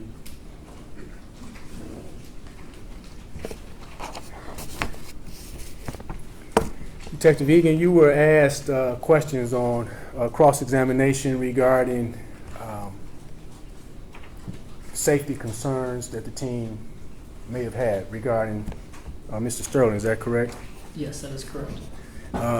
But on the day of April 17th, 2024, you or no one on your team made any observations that Mr. Sterling had any type of weapon. Is that correct? We did not see any weapons on this person. And no weapons were found on this person after the crash. Is that correct? That is correct. And no weapons were found in his vehicle that he was in that got him to the gas station. Is that correct? That's what I was told, so yes, that is correct. Detective Sergeant Egan, you were in charge of the apprehension of Mr. Samuel Sterling. I was the supervisor, yes, sir. All right, and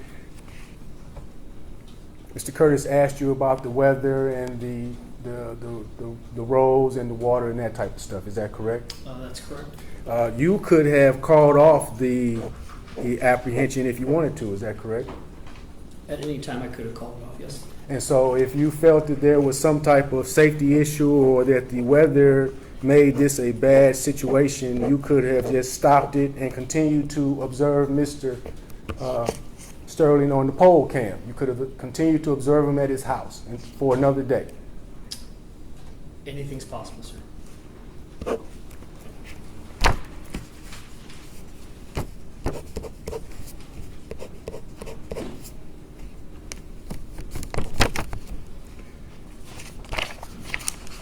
One second, Your Honor. Take your time.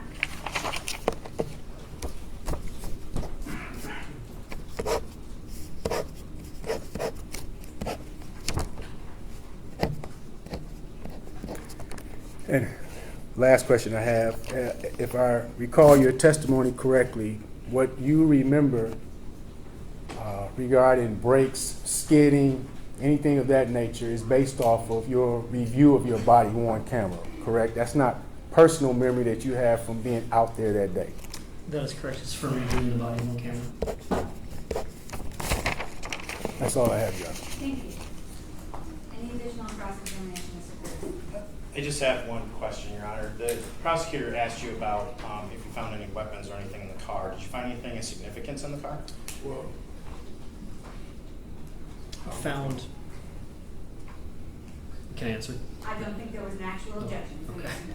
Found approximately 350 grams of marijuana on the scale. Thank you.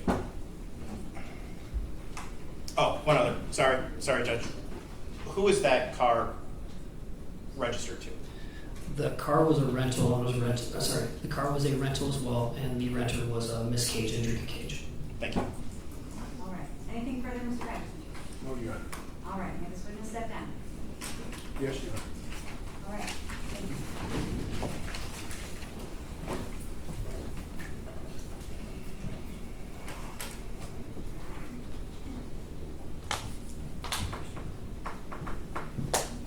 Mr. Curtis, may this witness be released from subpoena or? Absolutely, Your Honor. All right, thank you. You're free to go. Next witness, Your Honor. Yes, please.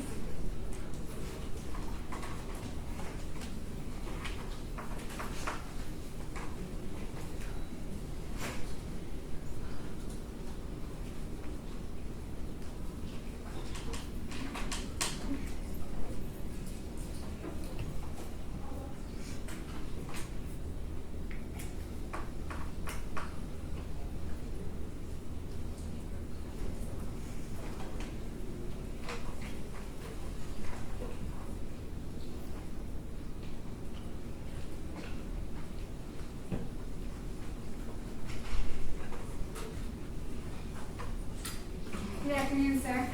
You'll come right up here to the witness stand, please. Judge Steckenberg, welcome. You swear or affirm the testimony you're about to give will be the truth, the whole truth, and nothing but the truth, so help you God? I do. All right, you have a seat. Thank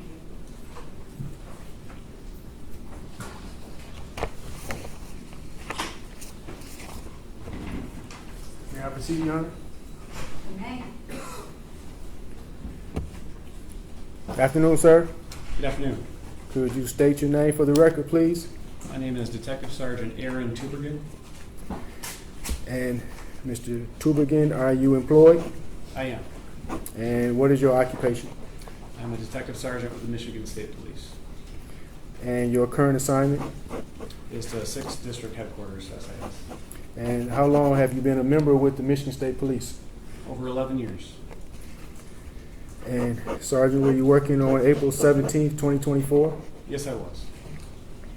Did you have occasion to respond to the area of 5260 Eastern Avenue in the city of Kentwood, state of Michigan? Yes, I did. And do you recall approximately what time you responded to that location? I can't tell you the exact time off the top of my head. It was around noon or so. And your reason for responding to that location? I received a phone call from my supervisor, then Detective Lieutenant Hins, who indicated an incident had taken place there, and he asked that I start that way to see what had happened. All right, and the address that we just talked about, is that a Burger King? I believe so. Okay. And did you in fact start making your way towards that location? I did. I initially went to the nearby Speedway, is where I first responded, and then immediately after that, the Burger King. Okay. Now, prior to either arriving at the Speedway or the Burger King, did you receive a phone call? Yes, I did. And who did you receive a phone call from? 2 phone calls, actually. The first was from Detective Sergeant Brian Keely. And do you see Detective Sergeant Brian Keely here in court today? Yes, I do. I stipulate that the witness knows who Detective Sergeant Brian Keely is. The record will reflect the stipulated identification. Thank you. Thank you, Your Honor. And how do you know Detective Sergeant Brian Keely? He's a member, or is a retired member of the Michigan State Police. Of the Michigan State Police? Yes. Okay. And how long have you known him? Roughly, I've known of him for roughly 7 or 8 years. And had you had like prior conversations or talk with him prior to the date of April 17th, 2024? We've had a professional working relationship. So when you heard, I believe you stated that Detective Sergeant Brian Keely called you, is that correct? He did. And what did he say to you? He asked if I was responding to the scene. I indicated that I was. He indicated that he was physically okay. He had mentioned that his airbags had not deployed, and that the fugitive that they were attempting to arrest had been handcuffed. He then indicated he had contacted an MSP union representative, at which time I received a phone call from that union representative. Okay. And Detective Sergeant Brian Keely was a member of the Michigan State Police, is that correct? Yes. And was he assigned out or embedded with the U.S. Marshals? I don't know the formal relationship. I know he was on a task force. He was on the State Police Fugitive Task Force. Fugitive team. Now, were you responding as the lead investigator for this scene? Not the lead investigator, but as a district detective who just had proximity to the scene. So I arrived before my counterparts in our 5th district were able to arrive and take the lead of the investigation. Okay, so the 5th district led the investigation. They did. But you still responded to the scene itself. Correct. And what did you do upon your arrival? Made contact with one of the impact detectives who was on scene, who was able to point out the physical location of what Objection had to hearsay.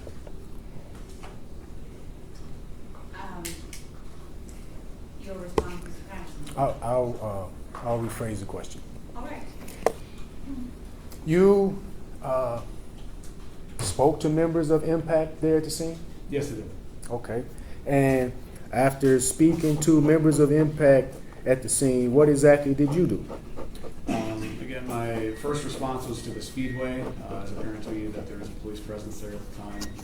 I then learned of a secondary scene, which is the address you provided, the Burger King address. I took photos of a vehicle at the Speedway, which is where I believe the fugitive began, and then fled on foot towards the Burger King. So I then left the Speedway and then went to the Burger King. Okay, and what did you do at the Burger King? I was introduced by one of the Kentwood police officers to a manager at the Burger King. She indicated that there were security cameras on the building, and she had access to a DVR. She allowed me to export videos from that DVR. And did you in fact export videos from the DVR Yes, at the I Burger did. King? Yes, I did. Can you tell the court approximately how many videos did you export? It was segmented, strung together. It looked like one video. And I did export videos on 2 separate occasions. This initial response to the Burger King, it was from one camera angle. It was inside like the indoor play place of the restaurant, but it faced out their east window, and you could see where essentially the drive-through exit was. And what did you do with that exported video? I placed it on a USB thumb drive. I shared it with 5th District detectives upon their arrival, and then I entered it as evidence into our property room after that. And is that in the property room with the Michigan State Police? Yes, it is. Okay. Did you see any vehicles out there in the area where the incident took place? Yes, I did. And what type of vehicle did you see? There was a Palisade that was driven by Detective Sergeant Keely. And is that a Hyundai Palisade? Yes, it is. Okay. Did you see or did you observe any damage to the vehicle itself? Yes, I did. And what type of damage did you observe to the vehicle? There were some cracks, some plastic pieces on the ground. It was all around the front passenger corner of the vehicle. Bumper, headlight, wheel well area. Going back to the videos that were exported from Burger King, did you take a look or did you observe the timestamp on the video itself? I did. I noticed that there were multiple timestamps on the video and that they were all incorrect. And can you tell the court approximately how long, how off were the clips themselves or the clip? I was later able to get other videos of different cameras which were incorrect in a different amount. I believe they're all approximately 45 minutes off. Did you say 45 minutes wrong? Correct. Okay.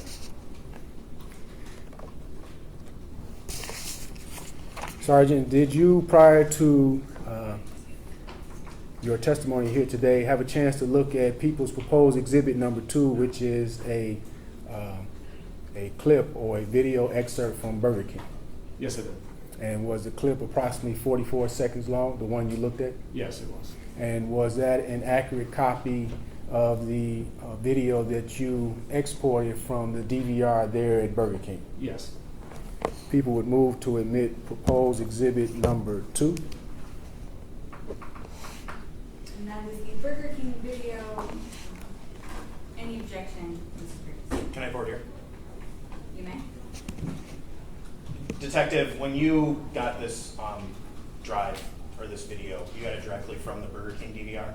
Yes, I did. Okay. Are you aware of the frame rate of this video? No, I'm not. Are you aware of how the compression rate is between what was downloaded from the DVR onto your flash drive? No.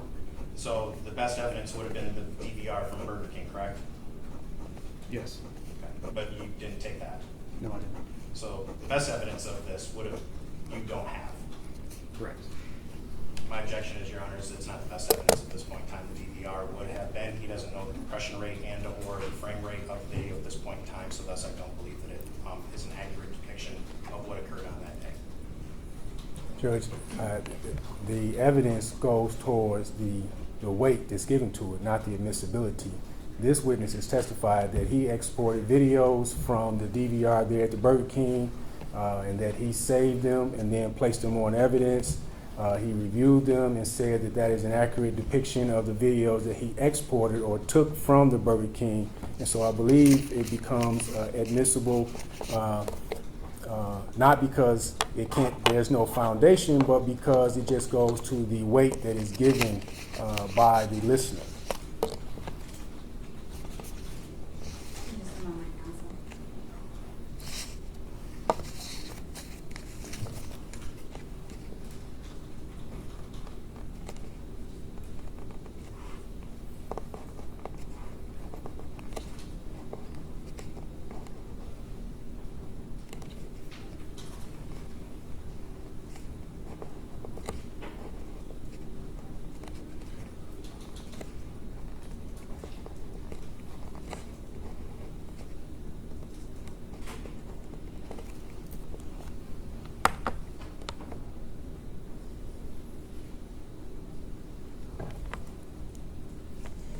Understanding I am not so savvy, sir, when it comes to all technology, the DVR is a recording device, and you took duplicate copies of the recording from that device?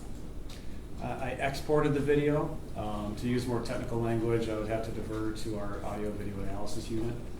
I know it's common practice in scenes where we do obtain security video that we do an on-scene export. There have been times when we have seized DVRs, but I wouldn't say it's something I do every time.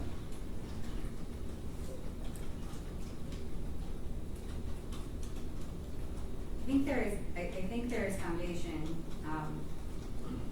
and that the contents can be proven by this witness's testimony. I am going to overrule your objection, Mr. Cruz, and allow the people to admit this into evidence. Thank you, Your Honor. Thank you.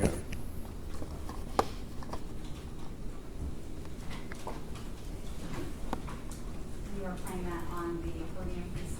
Yes, Your Honor.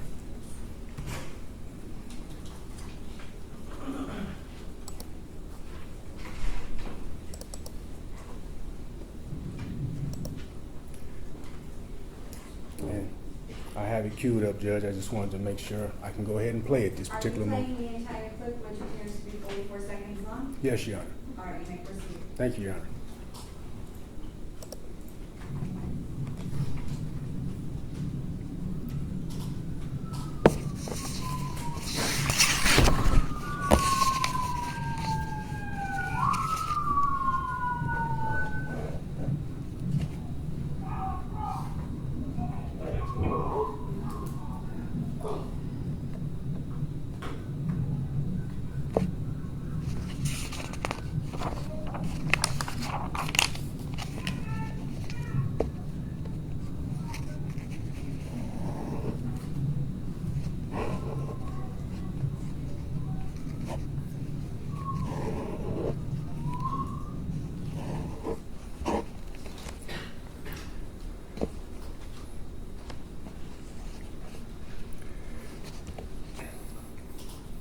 May I continue, Your Honor? Yes, you may.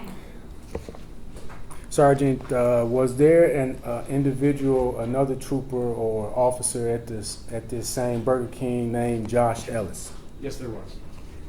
And did you have a conversation with Josh Ellis? I did. And based on that conversation, did you ask him to do anything? I confirmed that his in-car video and his body-worn camera were active during the incident, that they were currently uploading at the time of the investigation so that I would have access to them. And can you tell the court, when you say currently uploading, what are we talking about? Yep, so 2 separate recordings were produced by him. There's the in-car video, which is actually 3 different videos. And then he was wearing a body-worn camera. The car itself is able to upload those videos into our WatchGuard system, essentially a cloud-based system. And then the body-worn camera has to be placed on a docking station for that upload to occur. So I was just confirming that, again, those things were on, and that his body-worn camera specifically was uploading at the front end of our response. And did you ask or instruct Trooper Ellis to dock his body-worn camera so that it could upload? Yes. Did you check or verify that that had been done? Yes, I was able to see that on the WatchGuard system. And were you able to see that it occurred on the WatchGuard system while you were there at the location, at the scene, or is this on some other day? Yes, I was able to do that. I was in an adjacent parking lot on my laptop. I was to log in and view that. And after you logged in to view it, do you do anything to protect that video that has been uploaded to your system? Yes, there's an option with the certain rights that I have within that system. I'm able to lock or protect those files. And that just limits who's able to view that or even see that it exists, which would preclude someone from saving or downloading or watching it. All right, and did you at some point in time download that video from your WatchGuard? And when I say video, I'm talking about the body-worn camera. Did you download that and place that on evidence within the Michigan State Police? Yes, I did.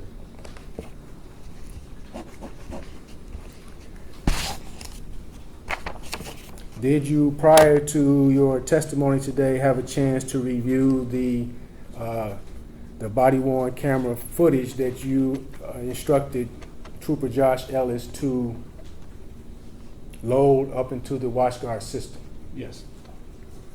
And was that body-worn camera footage an accurate copy of the video that you asked Trooper Ellis to upload and that you subsequently downloaded and placed on evidence? Yes. And was it an accurate copy of what you viewed on the system and placed on evidence? Yes. And was the video approximately 4 minutes long? I believe so. People would move to admit proposed exhibit number 3, Cruiser video or body cam? the body cam. No objection, Your Honor. All right, then people's proposed exhibit 3 is entered into evidence. Thank you, Your Honor.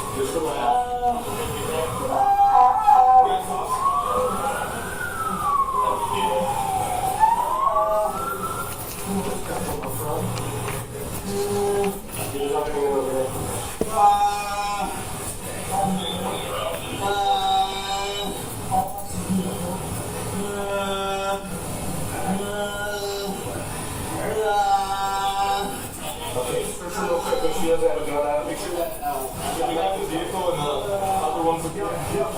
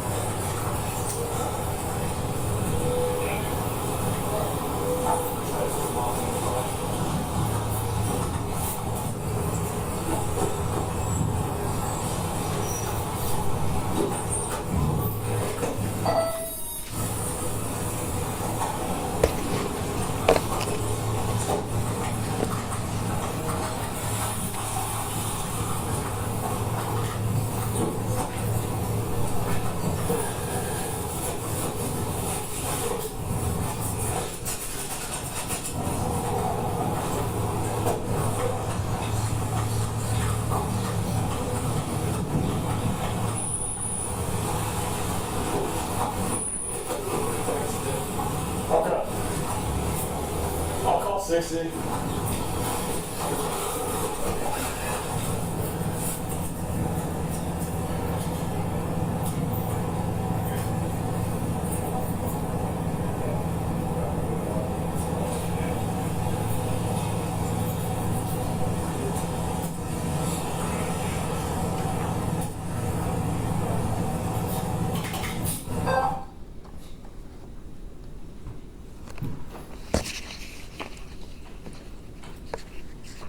You may proceed. Thank you, Your Honor.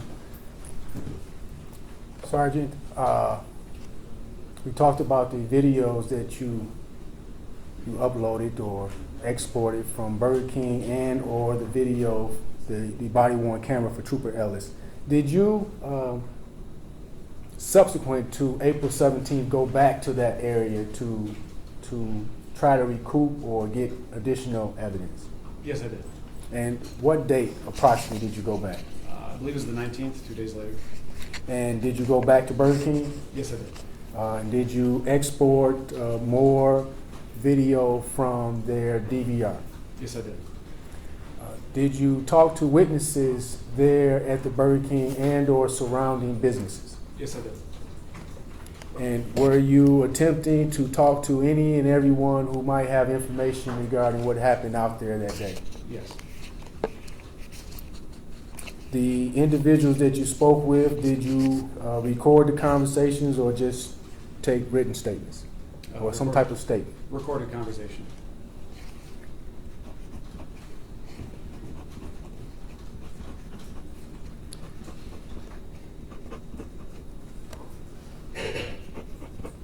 Were the videos that you placed on evidence at some point turned over to the 5th District?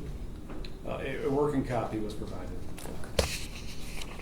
And did you do anything else relative to this investigation other than what we talked about? No, sir.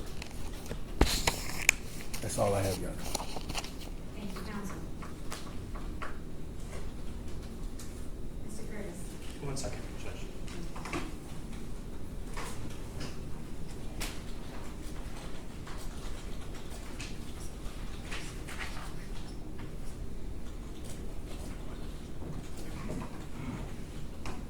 Have any questions? No further questions. No. All Thank right, you, Your thanks Honor. for going to step down. Yes, Your Honor. Thank you. Patterson, you may call your next witness. Thank you, Your Honor.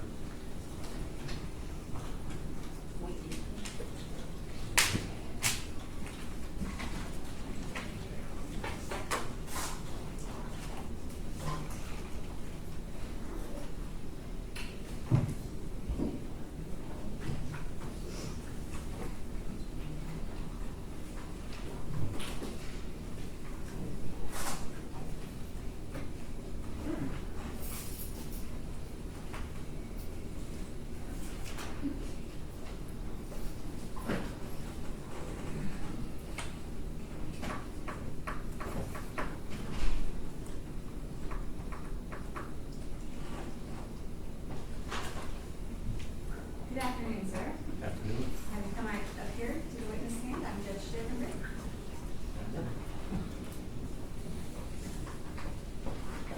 Can you raise your right hand and repeat after me? Do you swear or affirm that the testimony you're about to give will be the truth, the whole truth, and nothing but the truth, so help you God? I do. Please have a seat. Thank you. Mr. Patterson, you may incline. If it would please support, I'll do the question. Ms. Dusar, yes. Good afternoon. Would you please state your name again for the record? Wade Dakin. And how are you employed? I'm a civilian manager with the Michigan State Police Audio Video Analysis Unit. And how long have you been with the Michigan State Police? 24 years. And as a civilian with the audio visual unit, what exactly do you do? Well, besides managing the unit, I'm also a certified forensic video technician, and I do case support on audio and video And media. can you tell us a little bit about your background? I've worked various manager positions within the Michigan State Police. When I came on board in 2000, all the way up until today. I came over to the audio video analysis unit in 2013 as their manager, and I started doing cases in 2020 and became a certified forensic video technician in 2020. And tell us a little bit about your certification.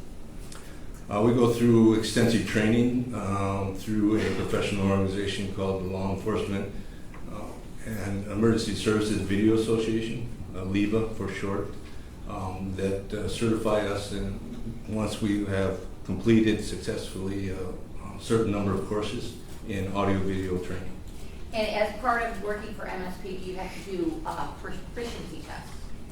Yes, we continue to go through LEVA as far as making sure we have 80 credits within 3 years of continuous training in audio-video to get recertified, to keep our certification. And have you had experience downloading videos and converting them and making side-by-side videos and things of that nature? Yes, I have. And how long have you been doing that for? Approximately 4 years. And this is according to all the industry standards that Michigan State Police has and Yes. with LEVA? Yes. At this point, I would move to have him admitted as an expert, Your Honor. Mr. Curtis? Number one, I'm going to object very strongly because they never indicated that they were ever calling anybody as an expert witness, nor provided me with a CV or a resume for any witness prior to today's date. The fact that he's even here testifying is a surprise to me.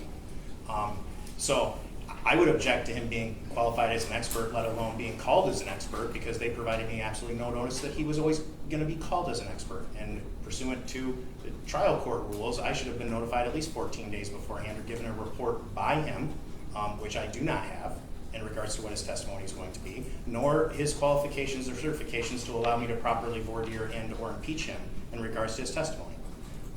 So at that point, Judge, I'm going to object to his testimony altogether, or him being qualified as an expert witness. If not, then I would ask the court to allow me to voir dire his qualifications as best I can without having been informed that he was even going to be here and testify as an expert.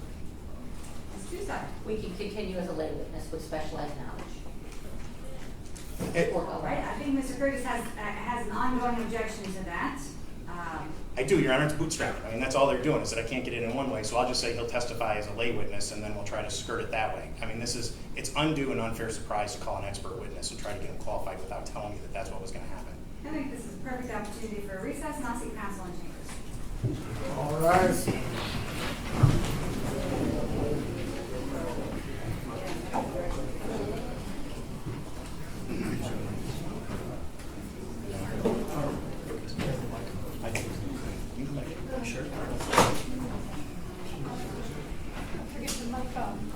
I did. It's on, right? There we go.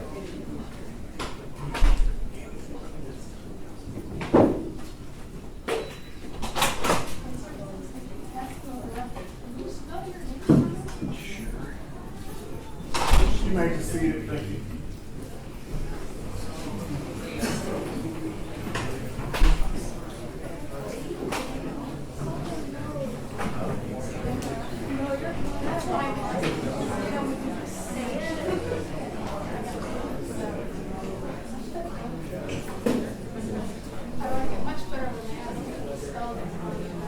Yeah, I was waiting for that.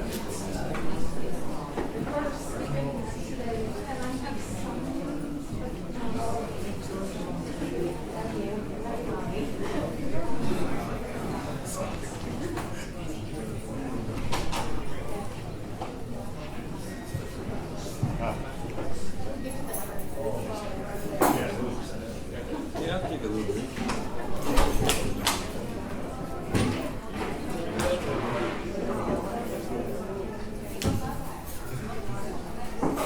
I want to look back.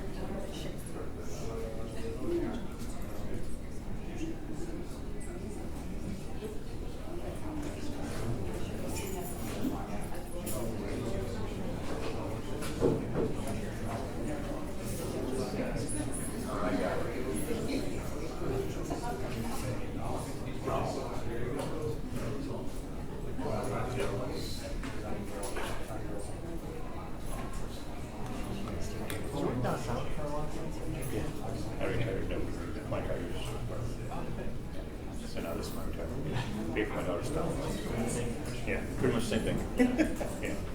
So you don't have to worry about Only in the front. Up front, we do that. In here, so right up front. I'm okay. Yeah. Do this, pay for my daughter's college. How did I get? Yeah.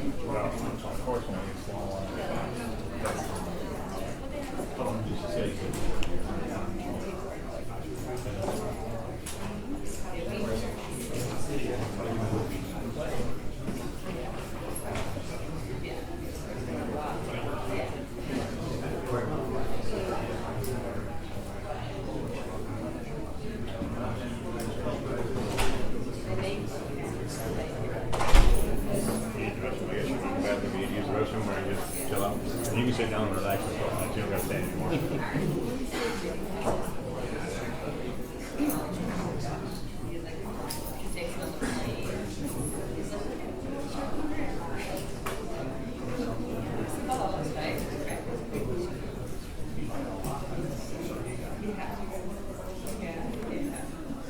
Aranda, can I take one of these out?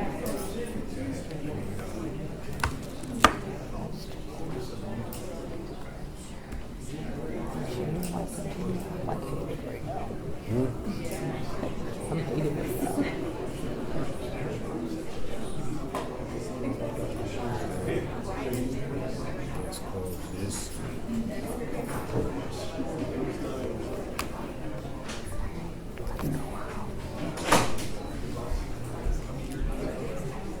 You want the mouse?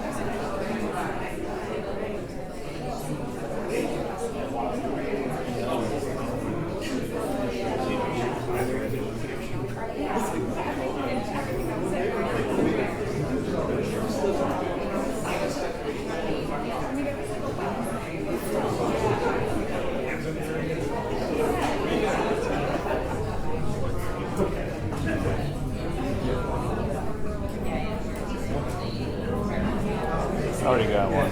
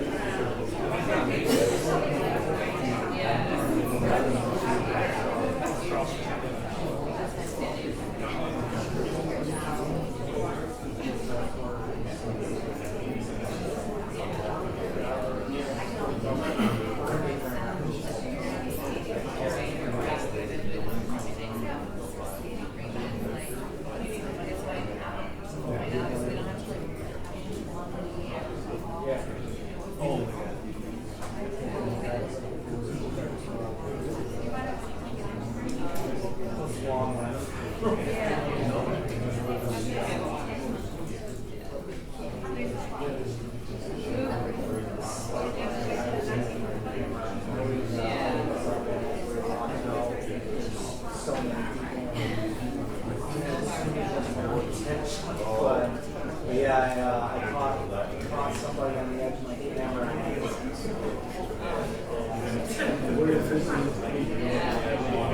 going to use this one now. So hopefully this one will work.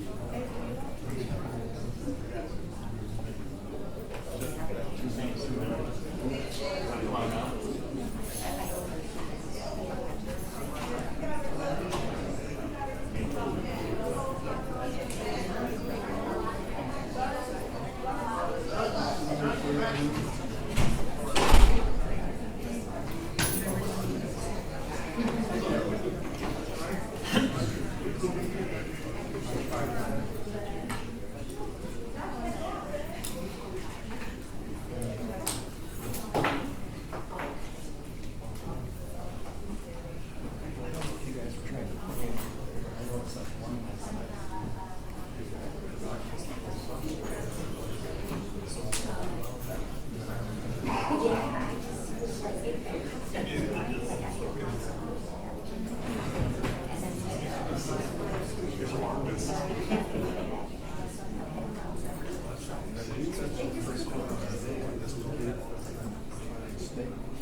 thinking about it,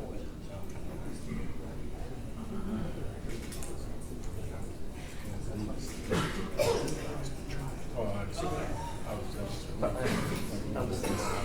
I got it. I understood. I was like, yeah, I understand. tomorrow we could. So if you're okay with that. I'm okay. Okay.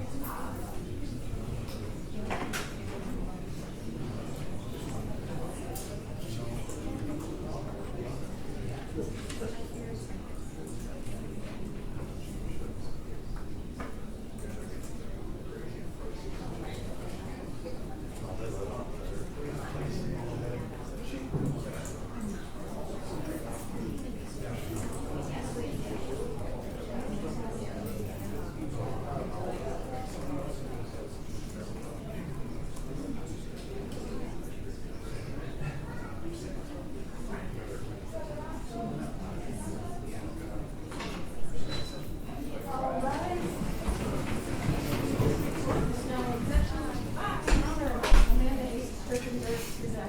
Thank you. You may be seated.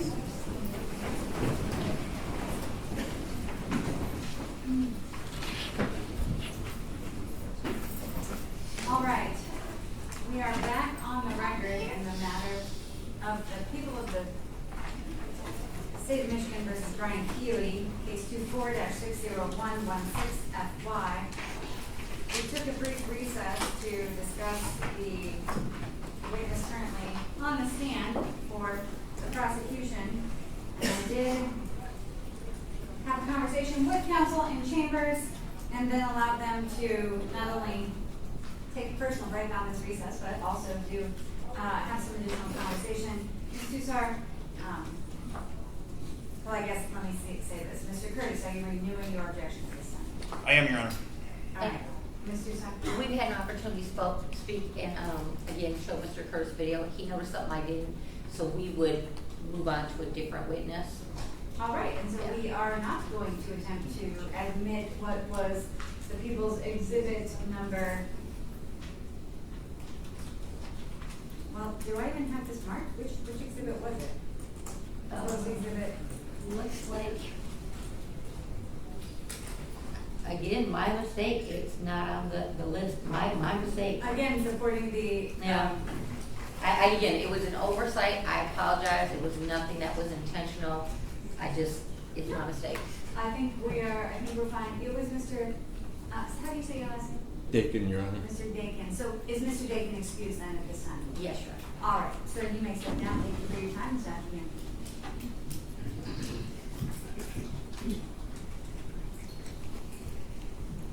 You may call your next witness. That would be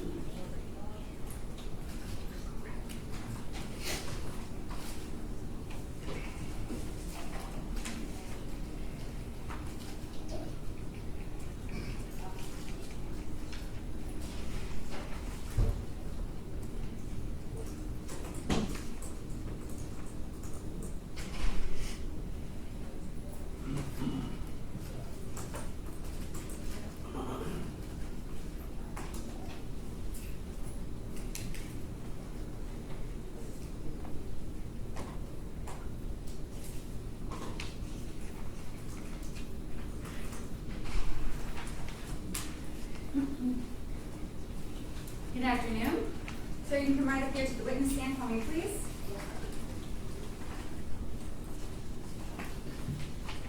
And if you could raise your right hand, do you swear or affirm the testimony you're about to give will be the truth, the whole truth, and nothing but the truth, so help you God? Yes, ma'am. All right, have a seat. Thank you. Counsel, you may inquire.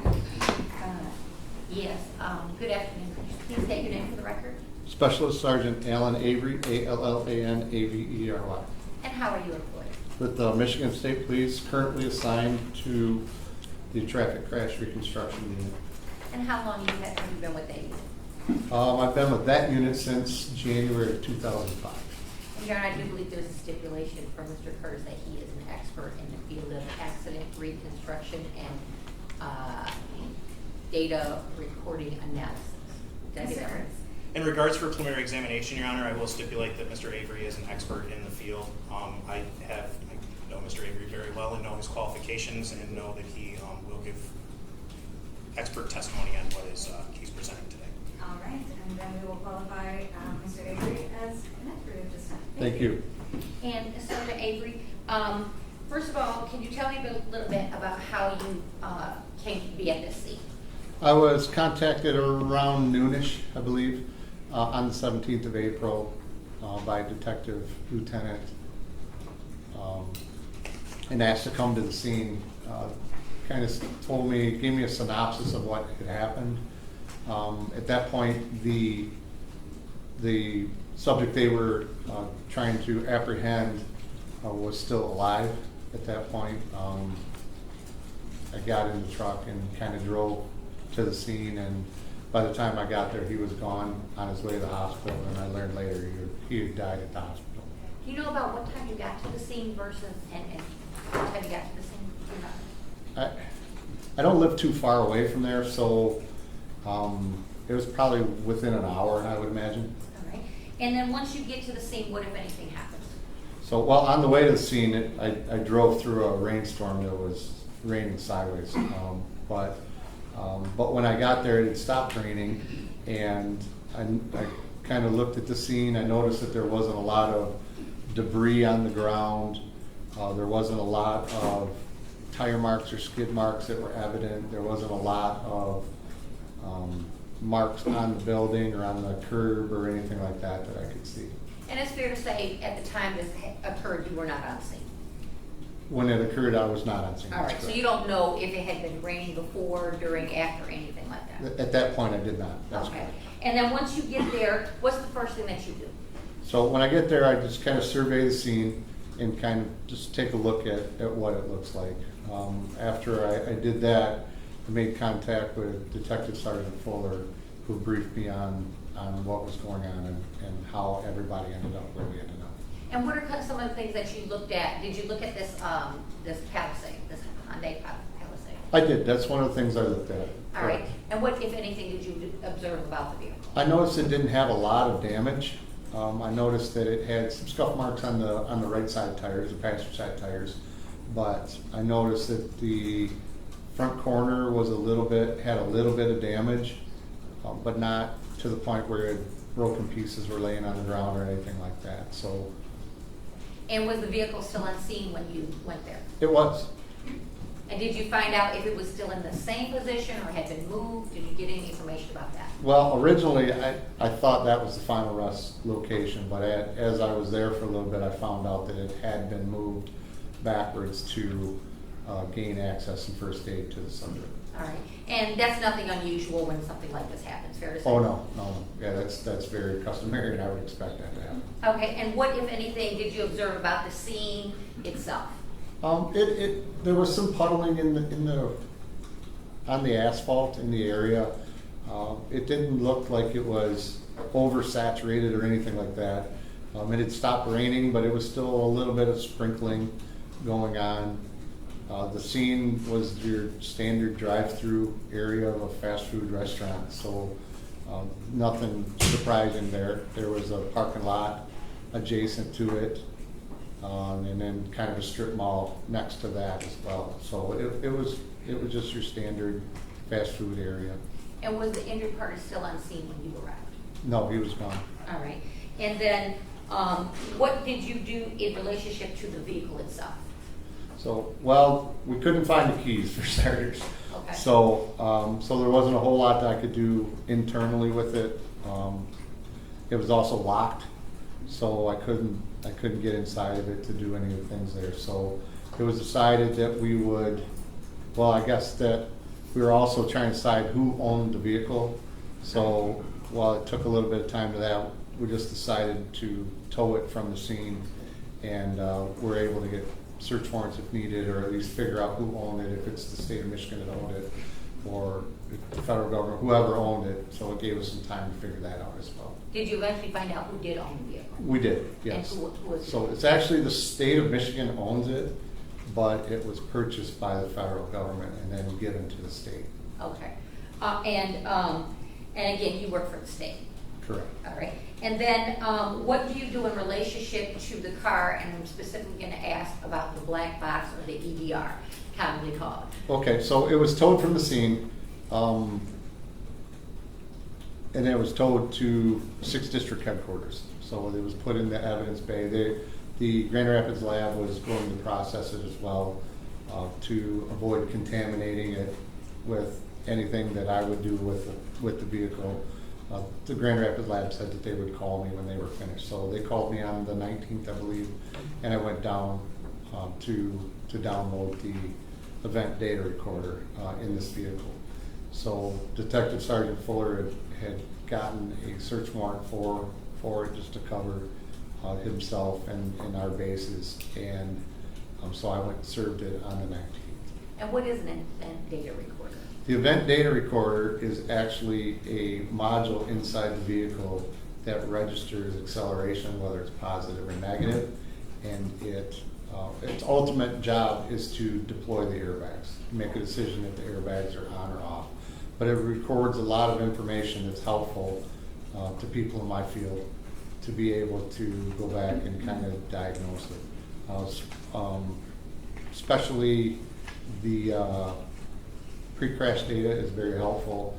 In this case, it gives you kilometers. It records in kilometers in metric, but then it gives you engine RPM speed. It gives you accelerator pedal position. But one of the things that's important as well is it gives you steering wheel angle input. And is this information that comes from this EDR, or is it, can I call it a black box just for easier application, or? That's fine with me. Okay. But I just don't want to make the mistake of calling it a black box, and then, like with aviation, they call it the black box as well, but in aviation, it records the telemetry and stuff that's going on, as well as voices. This just records the telemetry stuff on the inside. Yes, ma'am. All right. And how do you go about getting this EDR download? So I have some specialized training and some specialized equipment, and when the vehicles aren't damaged too bad, I can repower the vehicles and then download it through the ODB2 or the DLC connection, the diagnostic link connection, which is that little bird mouth underneath the dashboard that everybody's got in their car. So if you take your car to the dealer, you tell them it's running rough, they plug in their computer, and it's the same one that I plug into to access that. And then do you download this information to where? It goes through a converter and then eventually onto my computer. Specialized software for this type of reconstruction? Yes, ma'am.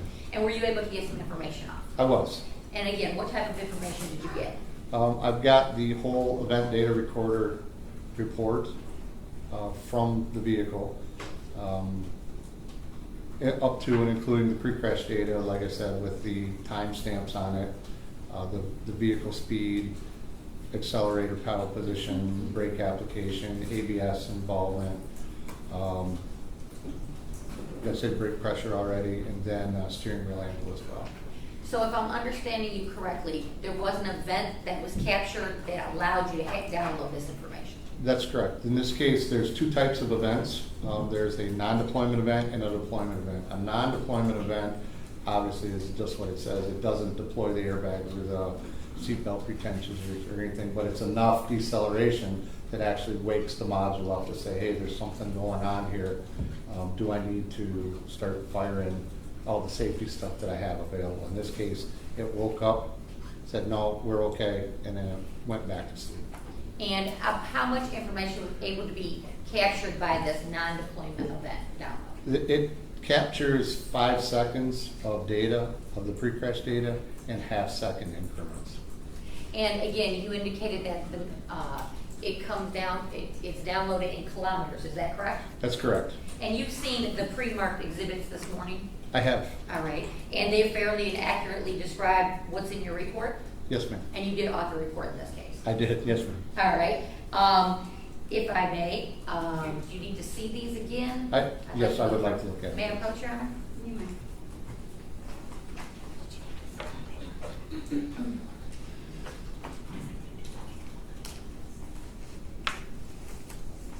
Go ahead, keep up.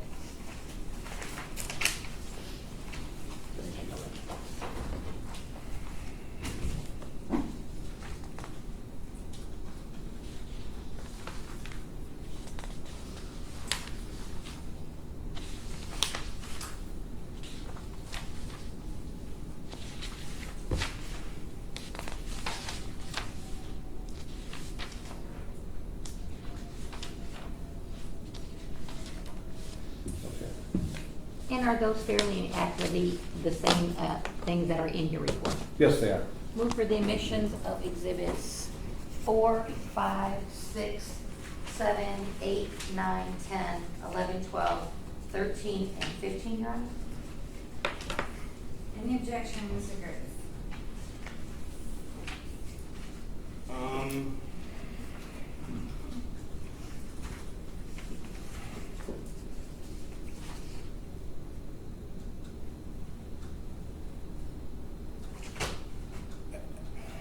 I kind of wish we would have gone through them one at a time, Judge, so that way I can. Then let's go through them one at a time, counsel. The approach again? You may. If you can. What is exhibit number 1? Exhibit number 1 is the graph with the pre-crash data from the EDR report where I added the conversion from kilometers into miles per hour. And why do you do that? It's not exhibit 1. I'm sorry, exhibit If people 7. suppose exhibit 7. 4 is what I thought, we started with 4. 7's on top, 4, it looks like they're out of order, Your Honor. Right. I was gonna go through them in an order that made more sense to me, but I Okay, can. just as long as we're all on the same page, though, we're talking about 7. All right, 7. 7, okay, that's what that is. All right. It's got vehicle speed in kilometers converted to miles per hour, engine RPMs, engine throttle percentage, accelerator pedal percentage at full, the master cylinder pressure, service brake, whether it's on or off, ABS, analog brake system activity, whether it's on or off, stability control, whether it's on, off, or engaged, and then steering input and decrease. Okay, and it gives it in miles per hour. I converted it into miles per hour. All yes, right. ma'am. And the next exhibit, number 4, I believe it is? 4, yes, ma'am. And what is that? That's the actual graph that comes out of the event data recorder report. And is that the one that's in kilometers? That's correct. All right, and again, on your standard dashboard, and again, forgive me if I'm struggling with this a little bit, I'm not an expert in here, but miles per hour and kilometers, we have both of those like on the little speed chart in our vehicle, correct? That's correct. And the machine itself comes out in kilometers, and you're able to convert the kilometer speed to miles per hour, That's correct. which is the standard that Americans use. Correct. Okay. Move for admission exhibit 4. Did we move for exhibit 7? I believe I just did. I did. Okay. Did I not say that? All right. Move for exhibit 7 and number 4. Mr. Curtis? If I can forward Your Honor. Yes, please. Sergeant Avery, I want to draw your attention to number 4. She just took it with her, so. Yes, sir. This is taken from where? This is the converted out from the software. It's from the report that it produces. Okay, so it produces a big report. It does. This is a snippet of the big report. That's a snapshot out of that? Correct. Okay, and then number 7 with the yellow highlight on it, this comes from where?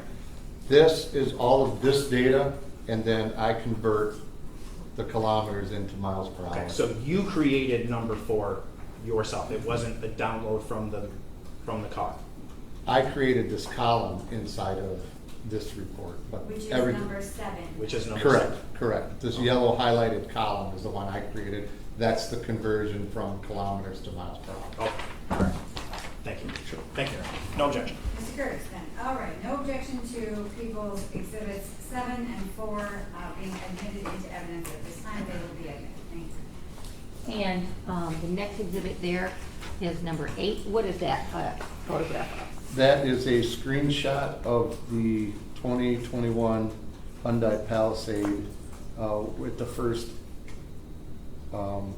instance of the brake lights being activated from Trooper Ellis's body camera.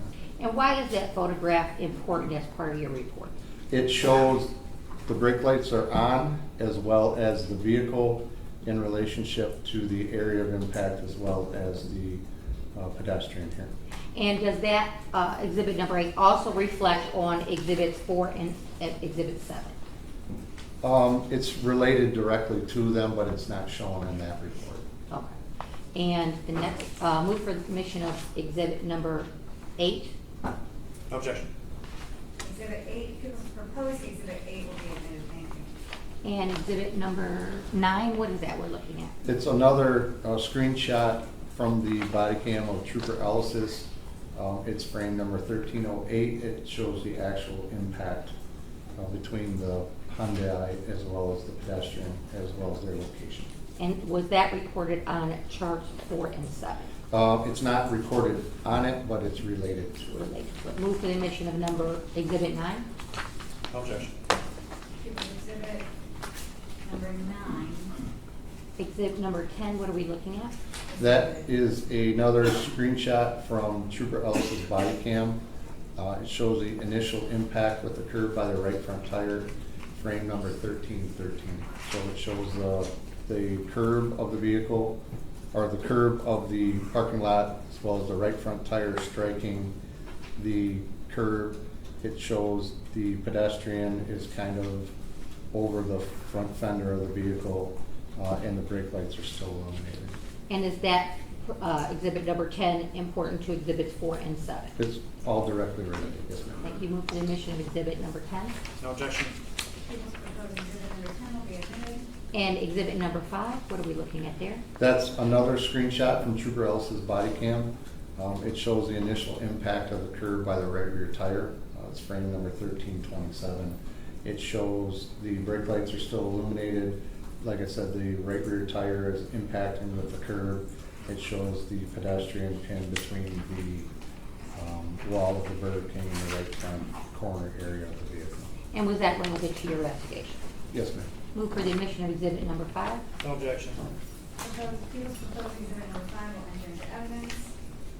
And the next exhibit, number 6, what are we looking at there? That's a bird's eye view of the area of impact with the right front tire with the curb. It was taken using some of the natural feature marks in there, as well as the scuff mark on the curb to place the vehicle at the area of impact with the curb. And is that relevant to your report? It is, yes. Move for the admission of exhibit number 6.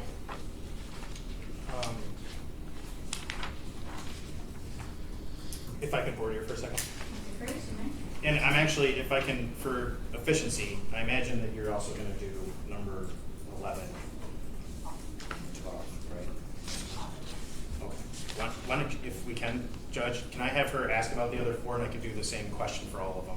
All right. Please proceed, Mr. Simon. The next one that I have is exhibit number 15. What are we looking at there? That is another bird's eye top-down view with the same type of scenario, except for the right rear tires now impacted the curb. And is that relevant to your report? Yes, ma'am. And exhibit number 13, what are we looking at there? That is a top-down view of the entire area for the original incident started at the Speedway gas station up to the area where the impact happens over at the Burger King. And is that relevant for your review? Yes, ma'am. Exhibit number 12, what are we looking at there? That is another top-down view. It's taking the area of impact and then going backwards based on the reported speeds over its time frame. And is that the 5 seconds that was downloaded once the event recorded on the EDR? That's correct. All right. And what are we looking at in number 11? Number 11 shows the tire marks that I found in the parking lot when I came back with the UAS. So there was 4 marks that were found, as well as it identifies the curb impact on the curb of the Burger King drive-thru. And if I'm not mistaken, I believe you previously testified that those tire marks had to do with towing the vehicle. The 2 long parallel ones were made by when they towed it. The other 2 are unrelated. Had nothing to do with the crash. Correct. But you did make a note of them in that exhibit number 11. That's correct. Along with the impacts to the curb. That's correct.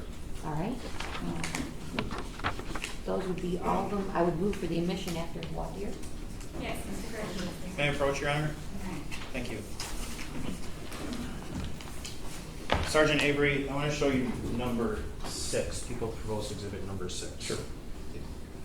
The vehicle that is in this picture, did you put that there, right? I put it there, yes, sir. All the lines and everything else in here, you put in there. Well, I connected the dots to get the tire marks in there, and I put in the pink line and the blue line in here. Yes, Okay, sir. when you say connected the dots, what do you mean? These are points. Okay. There are points in there, and then I just connect the points with the line to make it. Where'd you get the points from? I collected them with the RTK. Okay, and then you did the front and the back, but you determined from what we talked about, you determined those don't have anything to do with this, right? These marks are from being towed, and then the mark that's underneath the car here and this mark are unrelated. Okay. So then the same with, I'm showing you proposed exhibit number 15. This is just where you put the car in and based off of where it hit the curb? Correct. So this one shows the right rear tire striking the curb. Okay. You can also see one of those parallel marks as well as the other 2 that are unrelated. Okay. These are overhead shots. Where did you get those from? I think those are just Google's. Okay. So you don't know if they're to scale or anything of that nature. Well, You just put your stuff in there. I do know it's a scale because it is a scale right here. That There's you a put scale there? on it. Yes, sir. Okay. So because you put the scale there, that means that this picture is to scale? Correct. Okay. So this people's proposed exhibit number 13. This just demonstrates the area that it was in? This shows where the first contact was up by the Speedway gas station. Listen to my question, Sergeant. Basically, what this shows is the overhead of the area, right? Correct. And number 12, proposed number 12, that's the times that relate back to number 4? These are the times. Number 7. These are the times that relate back to the event data recorder. So this is the half second, and it corresponds with the 11.84 feet. In number 11, those are marks and the arrows you just put in to mark the tire marks, right? That's correct. They don't have any relevancy on your report or anything that has to do with it. I thought they were originally, when I came back, I was able to see these on the dry pavement, Okay. and they looked like ABS marks originally, but then after analyzing them in the scene, it was decided that they weren't related. You decided that they weren't related. Correct. Okay, thank you. Any objection to these being admitted into evidence, Mr. Curtis? Your Honor, I am going to object to number 13. I don't think it's relevant. I think it's just an overhead shot. Besides that, I have no objection to any of the other ones. Ms. Tucson? Again, just for clarification, for easier understanding, the distance between the 2 locations is all we're using exhibit number 13.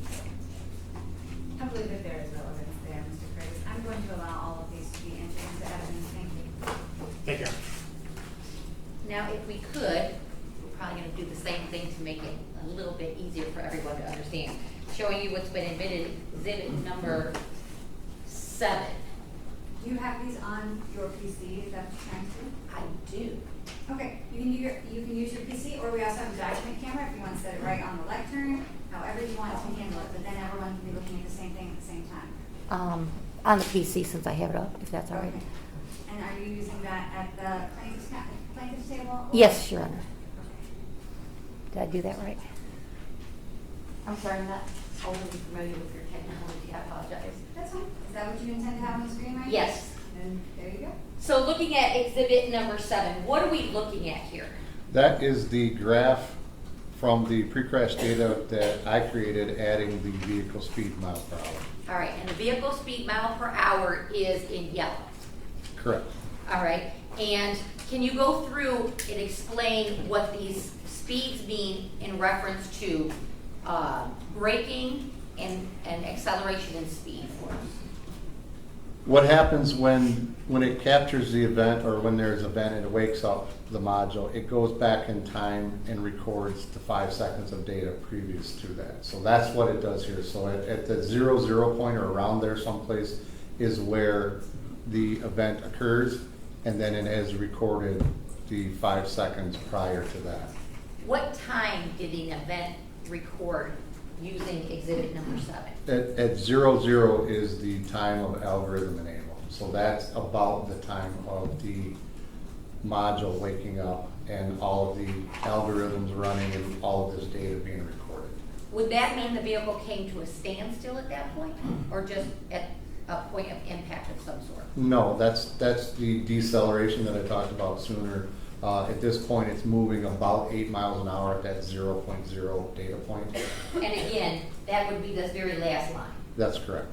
So at 0.0, when the module wakes up, it's traveling approximately 8 miles per hour. That's correct. All I'd like right. to ask a clarifying question because I think you asked it, but I didn't get an answer. Does that mean that is the time of impact?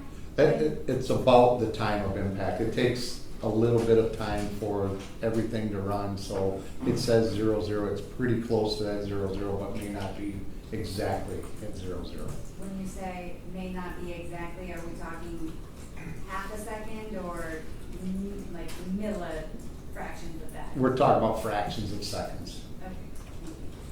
Okay. And going back to 0.5, what are we looking at there? That's the same thing, just going backwards in time. So if we start at where the module woke up, we're going backwards in time 5 seconds. So the car is traveling about 15 miles an hour at that point. Now, carrying that all the way over to the last column where it says degrees of input minus 170, what does that mean? That is the steering wheel input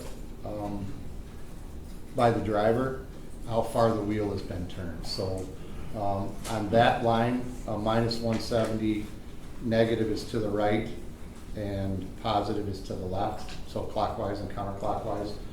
In this case, it's a clockwise turn to 170 degrees.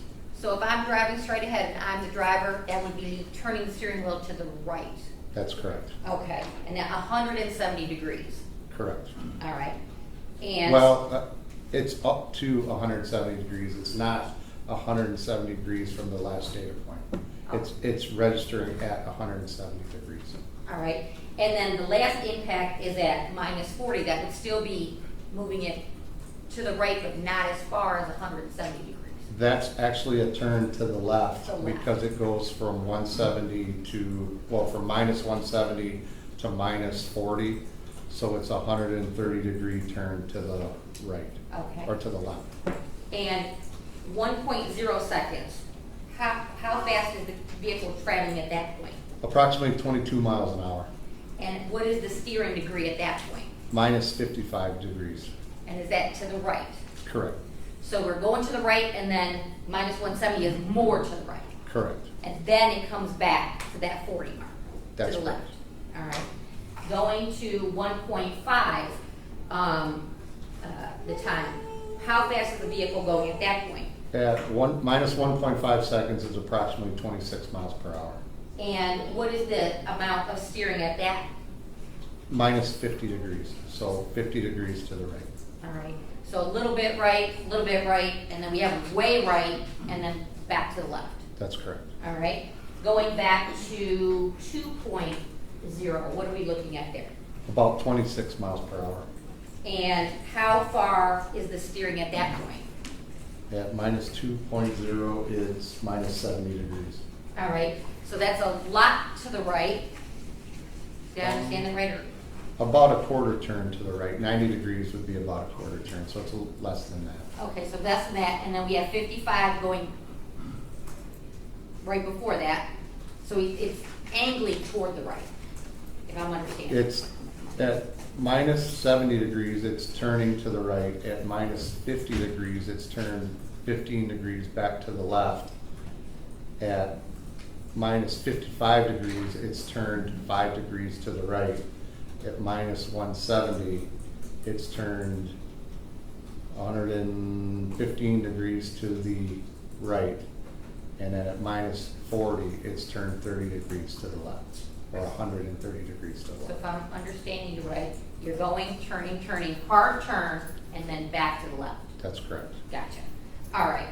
2.5, what are we looking at there?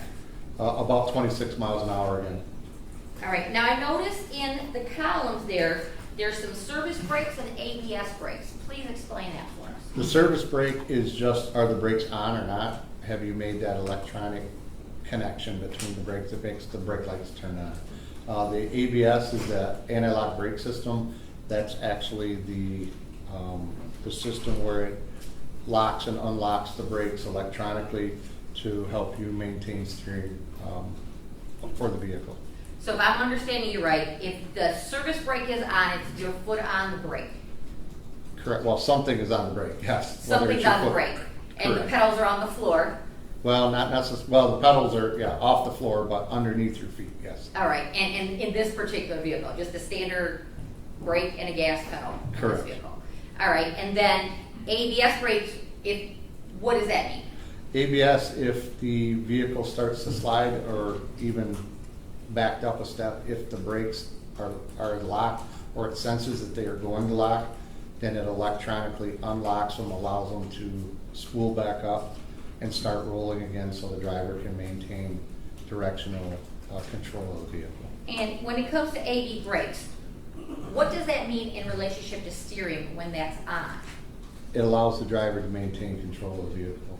So even if you are stepping on it and the ABS brakes is on, you can still steer right or left. That's correct. All right. So it's not gonna, I'm a little old. When I first started driving, if you slammed on your brakes, you weren't in control of your vehicle. Is that what an ABS system does or no? When we started driving, or at least when I started driving, and we got on the snow and the ice, if we stood on the brakes and held them, it locked all four brakes, and you could spin the wheel 360 degrees each way, but the car would continue straight. With anti-lock brake system, if you can do the same thing, but if you turn the wheel, the car will turn. So with the anti-lock brakes, it keeps you can still stay in control of the vehicle. That's correct. That's the intent of it. Yes. The modern safety feature, if you will. Correct. All right, got it. All right, so in relationship now to exhibit number number 7, you took some still photographs from, you said Officer Ellis's body worn camera? Trooper Ellis. Trooper Ellis? Yes, ma'am. All right, so looking at exhibit number 7 still.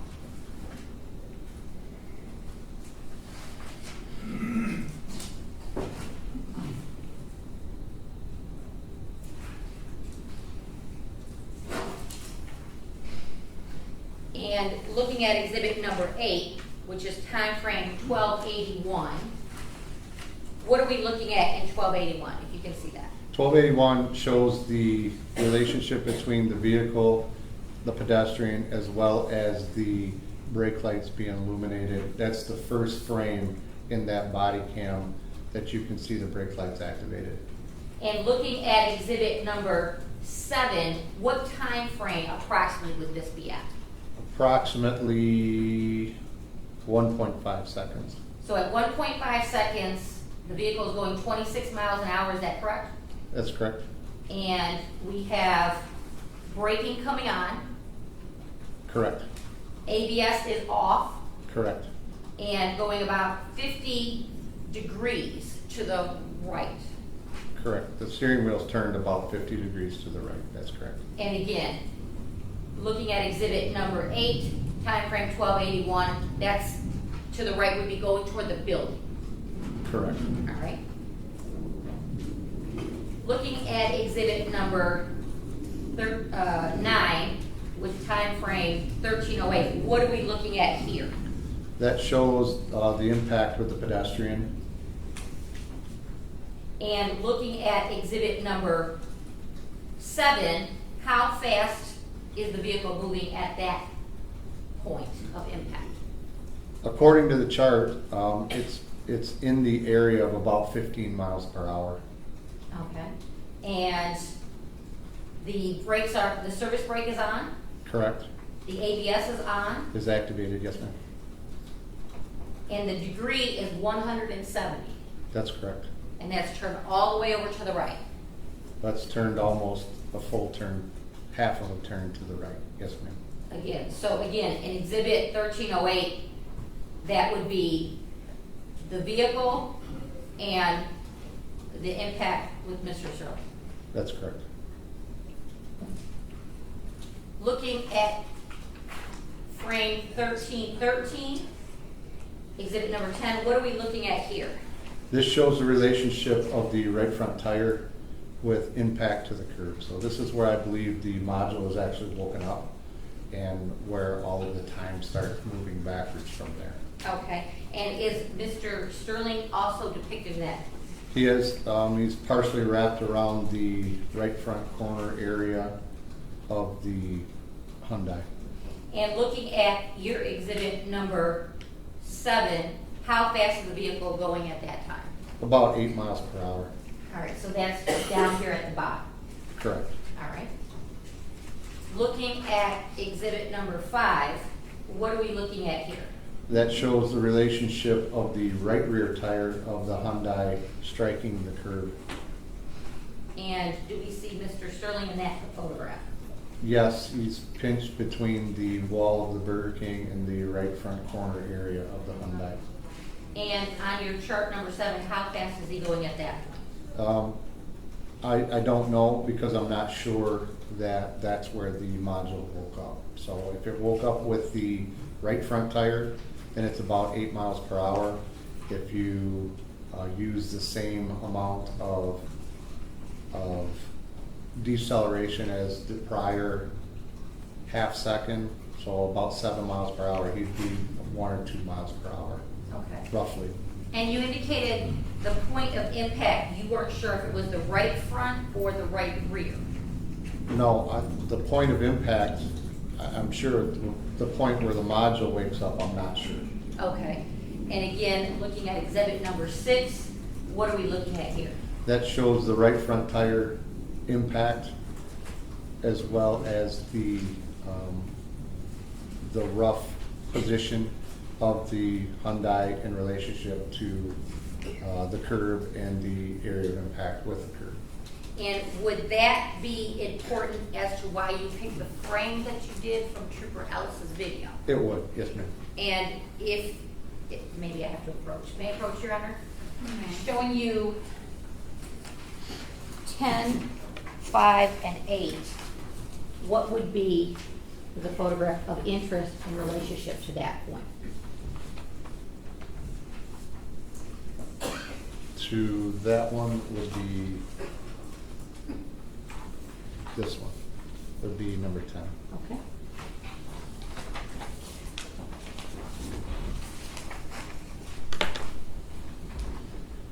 And again, the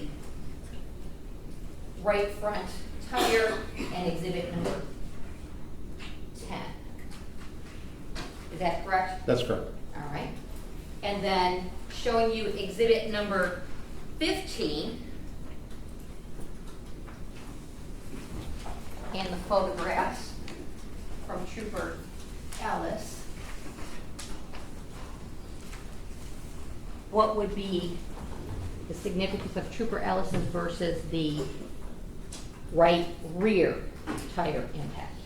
That shows where the right rear tire impacted the curb in relationship with the vehicle to the building, and as well as the driveway itself. And which one of Trooper Ellis's stills would that? Number 5. All right.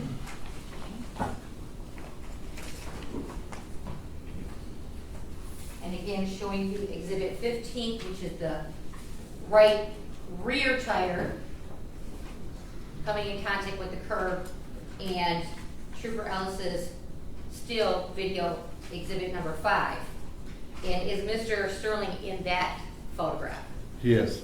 And is that, where is Mr. Sterling at that point? He's pinched between the wall of the Burger King and the right front corner area of the Hyundai. And going back to miles per hour, approximately how fast is the vehicle going at that time? If 0 is where the right front tire is, and extrapolating from the previous half a second, it puts him down 1 or 2-ish miles per hour. And if I'm understanding everything right, you can't say when the module woke up whether it was exhibit number 6, the right front tire, and exhibit 10 of the time frame 1313, exhibit number 10, or exhibit number 15 with the right rear impact tire, and exhibit number 5 as the point of impact for it to go back with the mileage per hour. Did I say that right? I'm trying to digest what you said. So I believe that the right front tire, Okay. combined with the heavy braking, is where the module is woken up. So the right front tire would be what I would expect to have the event written as. Okay. And for pictures, for others that don't do math, we're talking about exhibit number 10, which is time frame 1313, That's correct. and exhibit number 6 showing the right front tire impact. That's correct. And again, the approximate speed, if that is the event, Is how fast the vehicle is about 8 miles per hour. All right.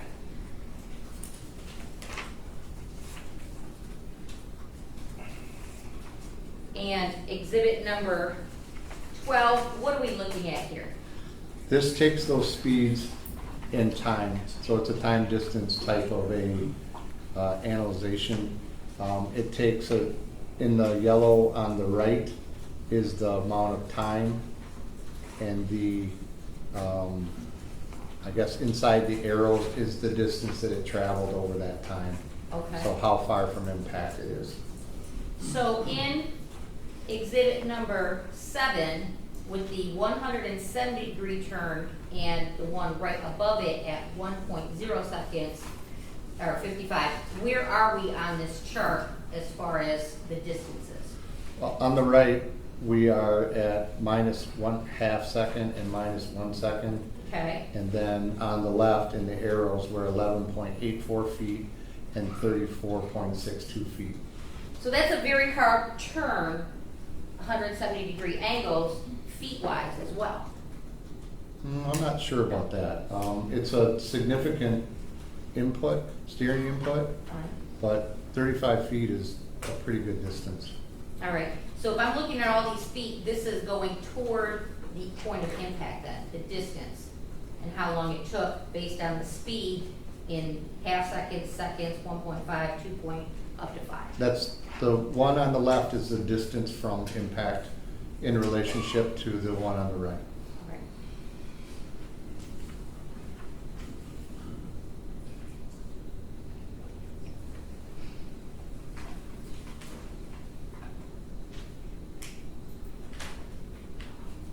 All right. Did you also have an opportunity to inspect the vehicle itself? I did. And tell me about that. Originally at the scene, like I said, it was locked and I couldn't get into it. So I did a walk around of it. I could see inside the rotors were clean and shiny. They weren't rusted. They appeared to be working. Probably the tires were good. When we got it to the Grand Rapids lab and it was unlocked, I was able to get in and actually push on the brake and feel that there was positive pressure returned on it. So I didn't see any fluid leaking on it or around it, underneath it, that would suggest that it had any type of brake leak or anything like that. So the vehicle appeared to be in good condition. And did you check it for any recalls or any kind of defects like that? I did. I ran it through NHTSA's website and there wasn't any open. There was no open recalls on it. So based on your inspection of the vehicle, that functioned normally? Correct. Okay. And You had mentioned earlier there were some rain conditions. Does that affect speed or anything in your calculations, and if so, how? It could lower the drag factor of the roadway a little bit. In this case, negligible amount. So it would not make a difference dry or wet? It would make a little bit, but negligible. Okay. Assuming that we don't have pooled, puddled, flowing water or anything like that. So just you know, the way the scene looks through the photographs, I don't think it would be a substantial reduction in the drag factor of the roadway. And is that why looking at Trooper Ellis's body-worn camera was helpful in creating this report? That's correct. All right. I think that's all I have. I have the witness at this point, right? All right. Thank you, Your Honor. Sergeant Avery, demonstrate 0.5 of a second to me. How long is half a second? Demonstrate how long it takes. About that long. That long? That's 0.5? About a half a second. Yes, sir. It's pretty impossible to demonstrate, isn't it? It's hard. Yes, sir. Because it takes like a second to say a second, Correct. right? So we're talking about what we're dealing with here on this data happens in 5 seconds. Overall, it takes 5 seconds, but it's broken into half-second increments. So, but the time from the initial where it backs up to is 5 seconds. That's correct. Right. We've been talking about body cam videos, right? And you're familiar with those? Yes, sir. And I'm just using it as an example. A body cam video kind of stores what's happening but doesn't turn on, and it backs up 30 seconds and starts recording, but it's constantly recording, right? That's correct. Okay. So that's kind of the same thing as what happens with the recorder. With There's the- an incident and it backs up. Correct. Well, it's doing the same thing. It's all of this stuff is on the CAN bus system, and it's pulling it off. Once it gets the signal that there's an event, then it goes back and records the prior 5 seconds, very similar to what the body cam does. Okay, but explain this to me because I was a little confused while you were explaining it. What triggers the recorder to activate? It needs deceleration, whatever the parameters are. It's usually about 5 miles per hour-ish in over about a half a second. So when you talk about deceleration, you mean either the car comes to a stop or somebody's stopping the car or something of that nature? Well, not necessarily not necessarily coming to a stop, but if the person is braking and it hits a curb or it hits a parking stop or hits another vehicle or an animal, it could potentially write a deployment or non-deployment event depending on how severe it projects that deceleration to be. Okay, so we're talking about this incident. And we're talking about the point of, there's 2 points from what I can tell, right? There's points of impact. There's a point of impact with Mr. Sterling, correct? Correct. And then there's a point of impact with the building. No. Well, I don't think the car ever hits the building. The second impact would be with the curb. So it's your testimony that the vehicle never hit the building? That's correct. Didn't you find scuff mark on the building? I did. It was a bluish color that was about the color of Mr. Sterling's blue jeans. Okay. Now, so you don't believe this car ever touched the building? I don't see any evidence that it did. Okay. And it was moved prior to me getting there, so I don't know if it did or if it didn't. Do you know why it was moved? It was moved to render first aid to Mr. Sterling. Do you know who moved it? I do not. Now, let's talk about this chart, the one that you created. Okay. Can I approach your arm? You may. Thank you. We're going to focus on number 7. Okay? Now I want to focus also. You both need our glasses. Yeah, right. Tough getting Point, old. yeah. Talk about number 12. Yes, sir. Okay? So you have red arrows, and I'm sorry, Judge. I don't think you have a copy of it. Do you want it What, are we talking about 12? I'm happy Yes. with all of these. Yes. I do. I'm looking at number 7 and number 12. Which one would you like on the screen, Mr. First? If she has them, I'm not. Oh, all right. Do you want them on the screen? I'm sorry. The only reason I have them, and unless you want to make demonstrative marks, as you may, using the evidence presentation system, then we don't need it. I'm not going to. All right. Pretty simple what I'm going to ask him here. So this event happens, you don't know what the point of impact or what triggers the event, correct? It's either the right front or the right rear tire striking the curb. Okay. But in my opinion, it's the right front tire striking. The front tire. Right front tire, yes. So does it record past that 0.5 and then start, or are you saying that it starts when it hits that curve? About when it hits that curb is about when it starts writing all this data backwards. So you don't know exactly. What do you mean? You don't know exactly if this 0.00 is when the wheel hit the curb or when it's shortly thereafter. It is, the impact would be just before this, because it takes a split second for the algorithm to start running and writing. Is a split second 0.5?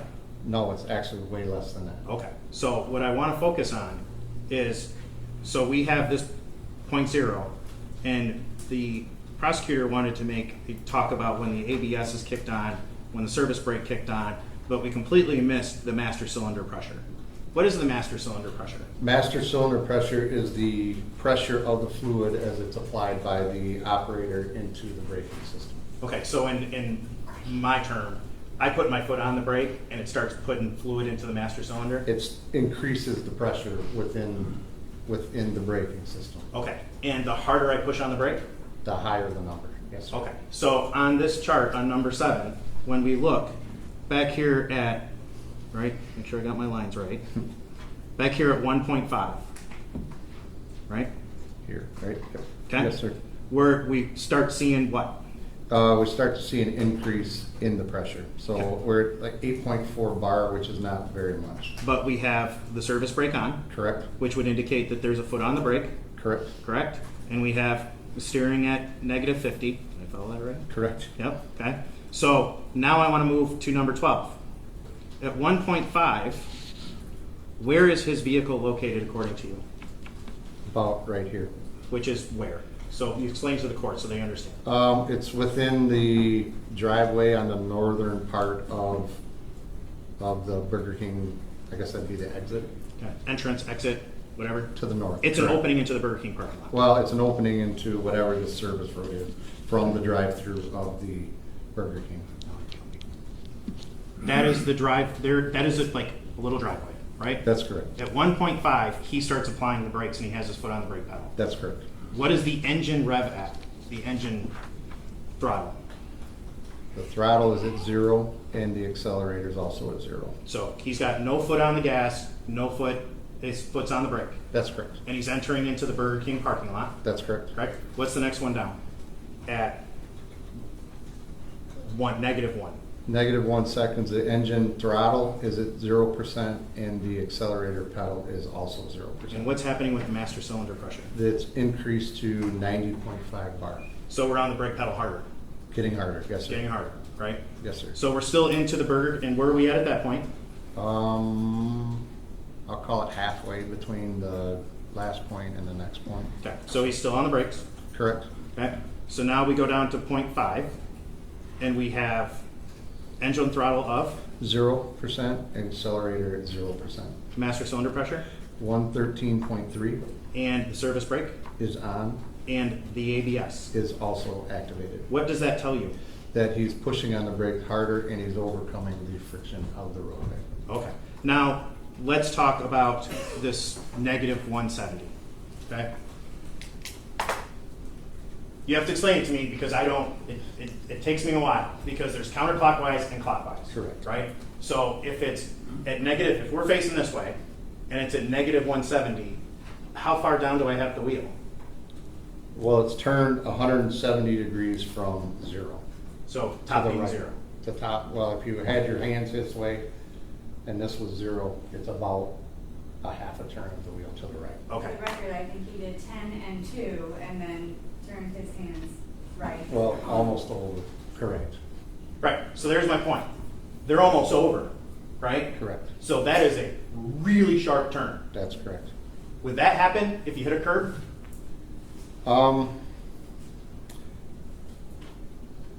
It could. But in this case, I don't think so. Why not? Because the event shows at 00, there's still things going on from there. So But- you've got another half second of data.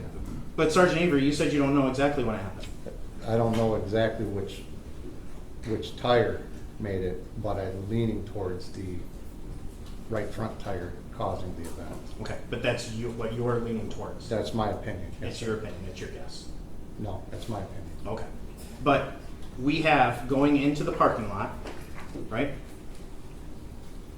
We have no acceleration, no engine throttle, no acceleration on the pedal, and we have braking to the point where the ABS kicks on, correct? That's correct. Now, you talked about the ABS and the fact that it allows you to continue to try to control the vehicle or have control over the vehicle still, correct? That's correct. Demonstrate to me again how fast. 1 second. 1 second. So that's how long those ABS were on, right? Correct. And your testimony is that you should be able to maintain control of your vehicle for that second, Correct. and you should be able to control it, where it's going, and what's happening in a second. Absolutely. In a second. Yes, sir.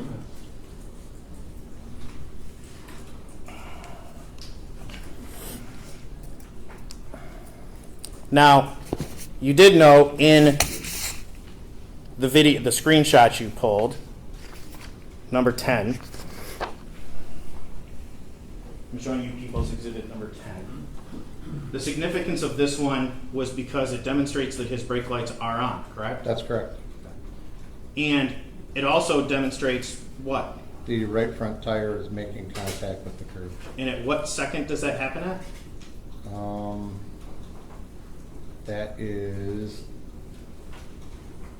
That's at 00. How do you know that?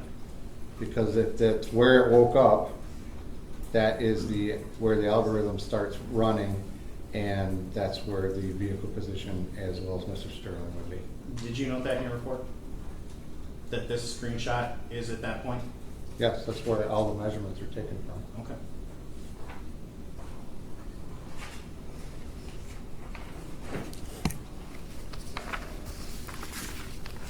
Sergeant Avery, how long have you been with the Michigan State Police? I know you testified to it. Since January of 1995. And you've been in this unit for over how many years? About 20 years. Okay. So is it safe to say you've been off the road for a little bit? That's true. Yes, sir. Okay. So you don't, you aren't involved in, unless there's a rare circumstance, you're not involved in high-speed pursuits? Not on the driving side of it, but I end up on the crash side of it when it happens. Yes. Okay. And is it routine for you to investigate Michigan State Police accidents? It is. And how many of those accidents are Michigan State Police officers or law enforcement officers that involved a pedestrian? Over 20 years, I don't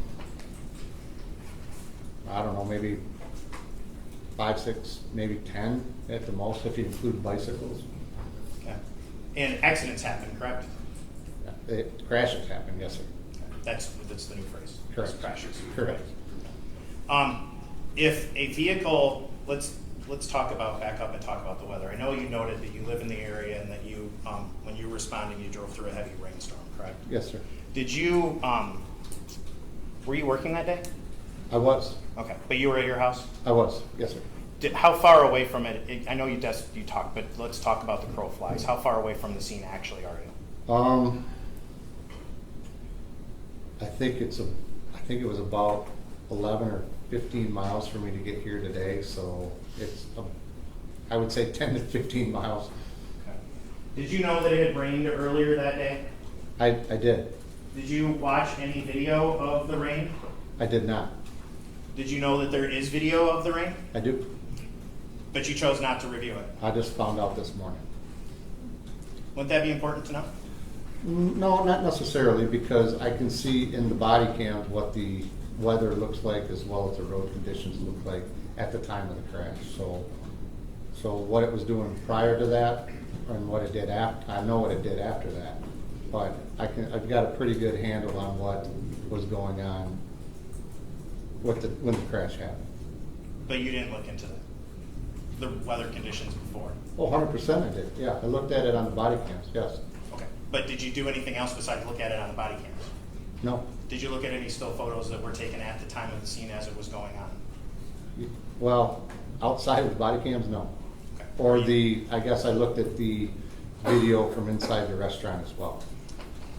If there are standing puddles on the pavement at the time of the incident in the Burger King parking lot, is your testimony today that that would have absolutely no relevance or bearing on your opinion?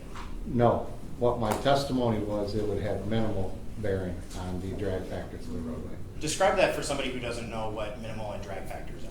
Drag factors are the stickiness of the road, so it's the friction of the road that allows us to accelerate, decelerate, or turn the vehicle. So in this case, a slight reduction in the stickiness of the road would allow the driver the car's not going to spin out or anything like that, like it's on ice. Ice has a very low drag factor.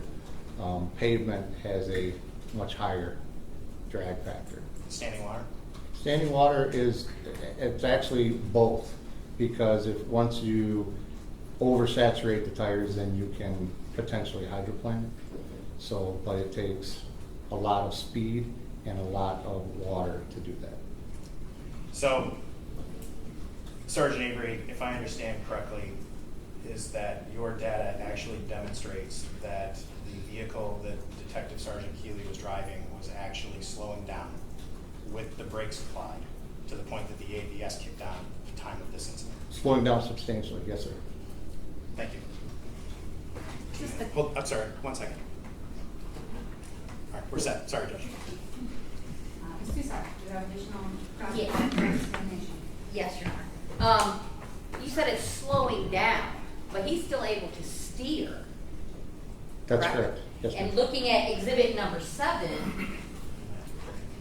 he's able to make a 170-degree turn to the right, which is the same direction in exhibit number 10, where Mr. Sterling is at. It's a total of 170 degrees. Yes, ma'am.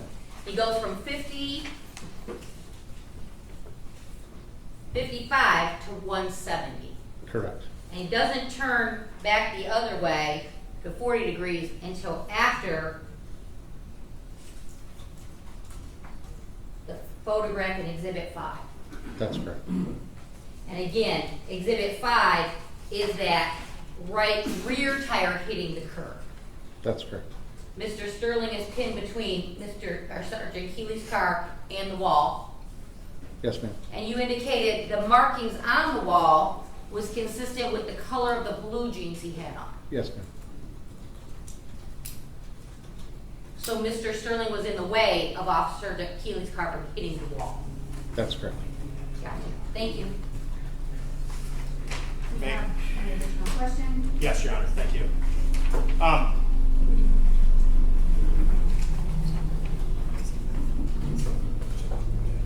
So, actually, Sergeant Avery, the last turn that Mr. Keely made was back to the left. That's right? correct. Because he went from 170 to 40.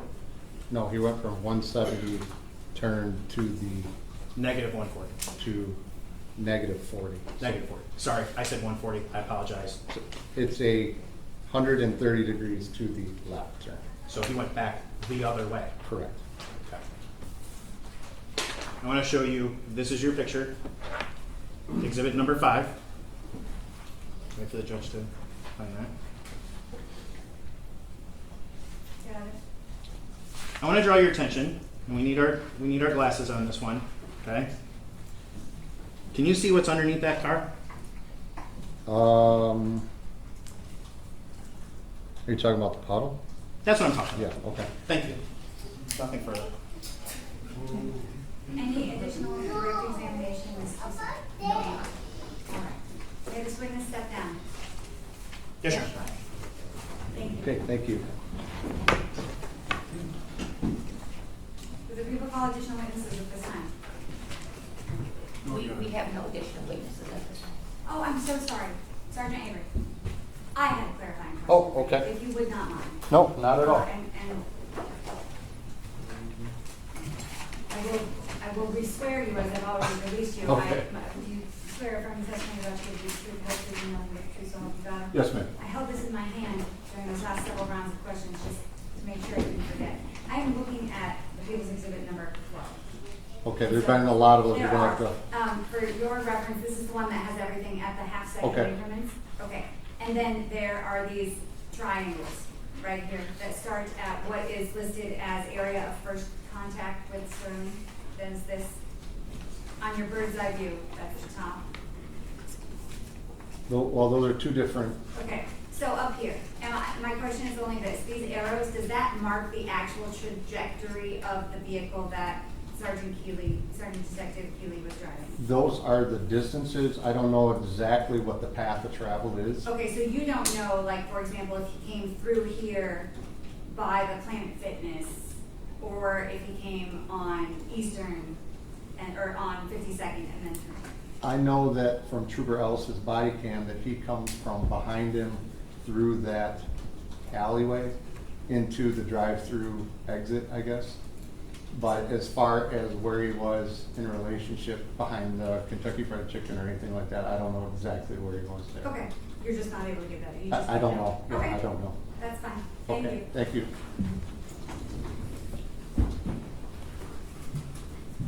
Is that it, Your Honor? Yes. Okay, thank you. All right, you have indicated that they do not have an additional witness, but the defense call a witness at this time. Can I have one moment? Yes.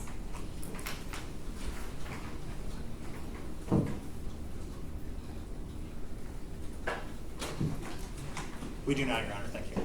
Thank you. Then either Mr. Patterson or Ms. Susar, I will hear closing argument.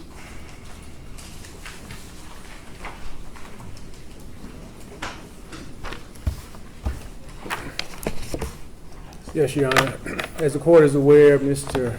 Brian Keely is charged in a complaint with second-degree murder as well as charged with involuntary manslaughter.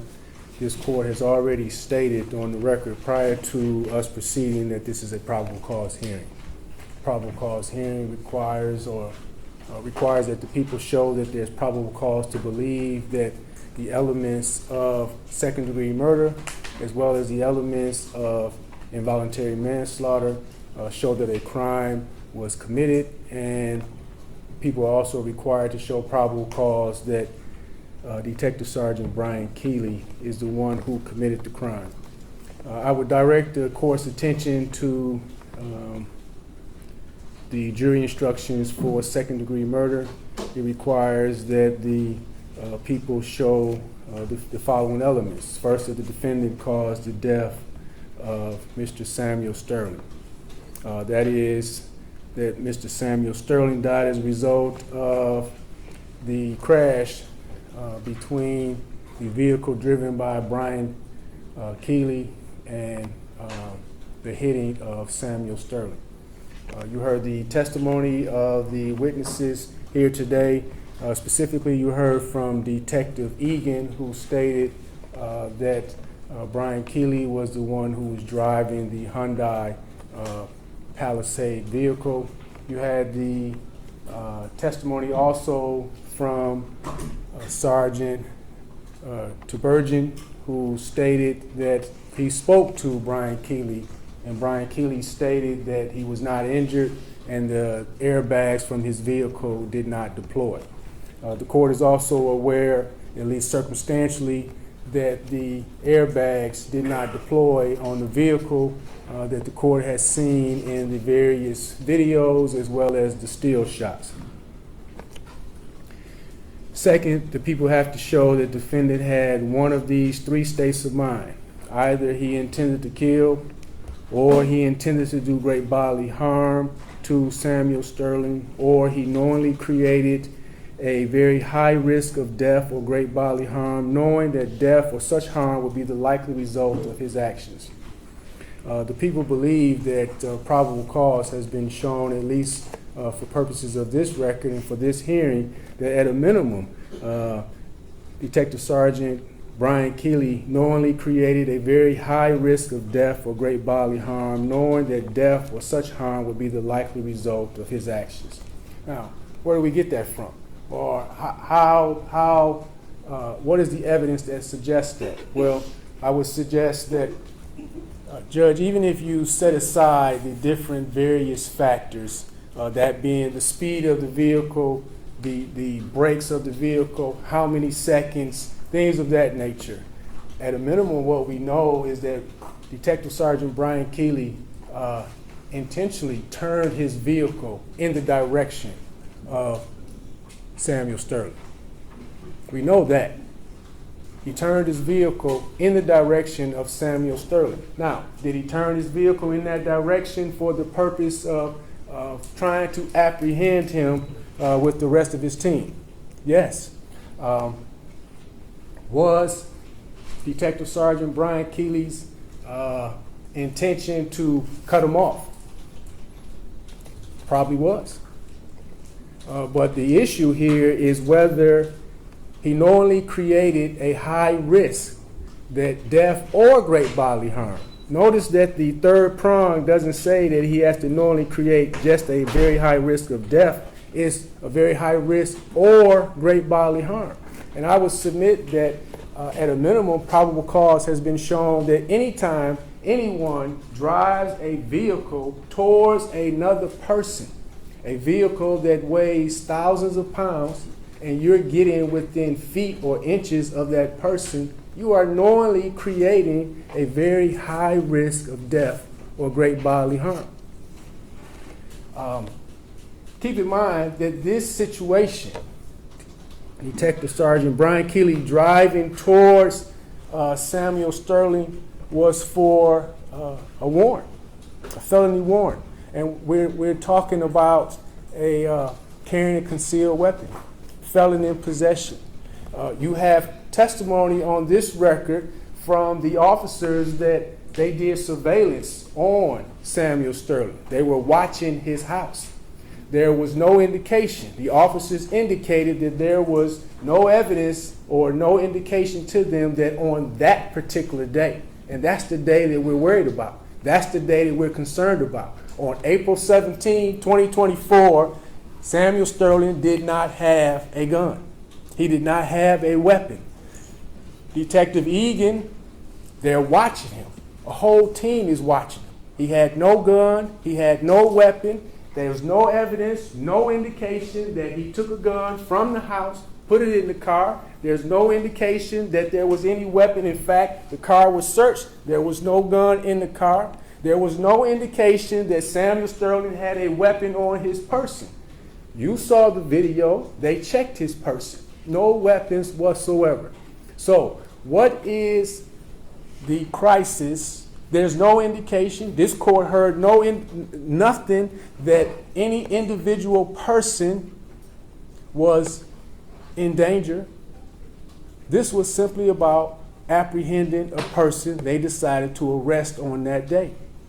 And Detective Sergeant Brian Keely, along with his team members who are giving chase, decided to use his vehicle as a way to apprehend him. He created a situation where someone could and did, in this particular case, got hurt and died. The third element of second-degree murder is that the killing was not justified, excused, or done under circumstances that reduce it to a lesser crime. Now, I can't predict, nor am I going to try to predict what Mr. Curtis is going to say, if anything, regarding this. But at a minimum, whatever accident, puddles, breaks, that's all a question of fact. That's a question of fact to determine whether it was dangerous to turn your vehicle to use it to apprehend a person. It just raises a question of fact. Not a dismissal, not a this is not murder too. Evidence has been presented here to suggest that a jury should decide whether using that SUV on that day constitutes murder in the second degree. Mr. Keely is also charged with involuntary manslaughter. The elements for involuntary manslaughter are 1, a death caused by the defendant. Well, we've heard the testimony and the evidence of that. 2, without legal justification or excuse. Arguably, there's no legal justification for using your vehicle to apprehend this individual. One could argue, one could make the suggestion. I'm pretty sure there are people that believe it, that Mr. Brian Keely, at a minimum, intentionally turned his vehicle towards them.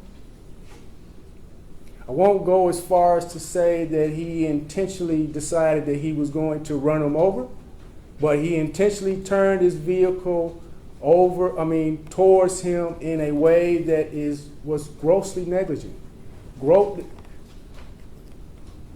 No one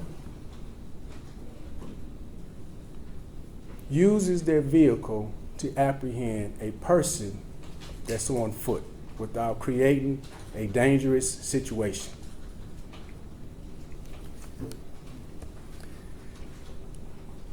The third element of involuntary manslaughter is that while the defendant was acting in a grossly negligent manner or while committing an unlawful act that was inherently dangerous to human life.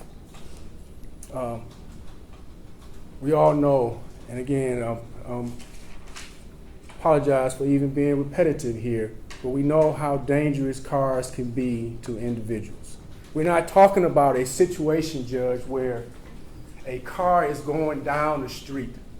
You could be driving down a residential street and a kid or even an adult runs out into the street to retrieve some item, whether it be a ball, whether it be just anything, balloon, bat, whatever the case may be, and the individual driving down the street doesn't have enough time to stop from hitting that particular individual.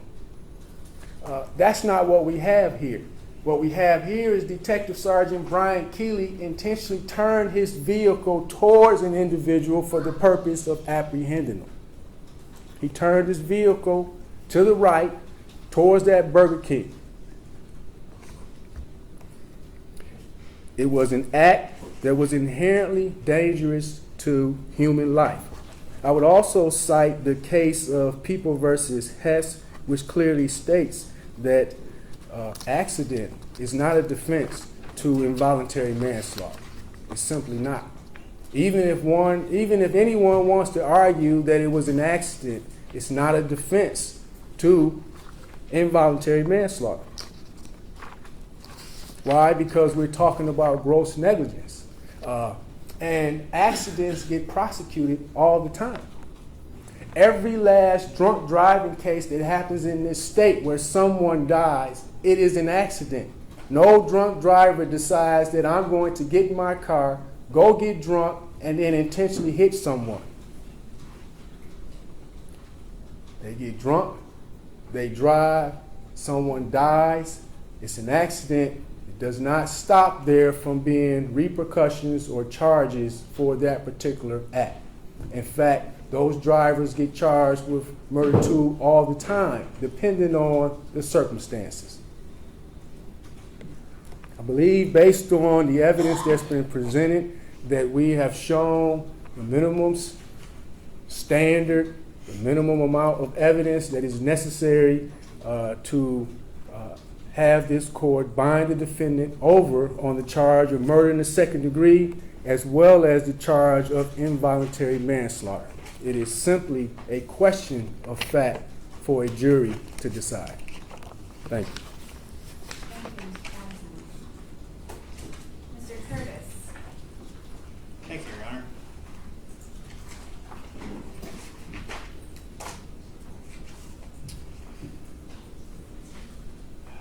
I have to take a second because Mr. Patterson just kind of surprised me with one of his statements.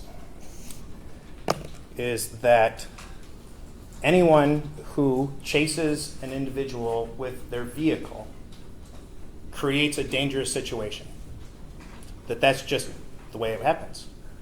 The reason that draws me concern is because if that's the statement, then every officer who works in this state, according to them, should never, ever chase a suspect using a vehicle.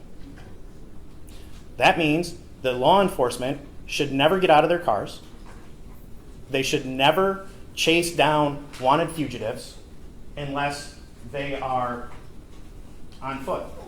That they're not allowed to use vehicles while they're carrying their 30 pounds of gear and their bulletproof vests and their jackets to put themselves either ahead of a suspect or to assist other officers who may become winded, or when they get to that suspect, to be able to relieve them. That was a shocking statement. That sends a chilling effect. These officers put their lives on the line every day for us. They put on the badge, they put on the vest, they put on everything that they have to do and leave their families and go out. That's what they do. They, under DOS, are allowed to, the court looks at them as if an officer, now DOS is 406, MISH 102, is what an ordinary, prudent, and intelligent person with knowledge and in the situation of the arresting officer would have deemed necessary under the circumstances. At this point in time, Detective Sergeant Keely, working as the U.S. Marshals on the U.S. Marshals Task Force as a duly authorized special deputy, is assigned to an individual that has come to their attention because nobody else has been able to necessarily get him. They've tried. He's a dangerous suspect. There's weapons offenses to believe are involved. You heard the briefing as to what happened, even to the point where Mr. Sterling threatened his own father with a weapon and threatened police if they tried to stop him. All this knowledge is known when they're going into this.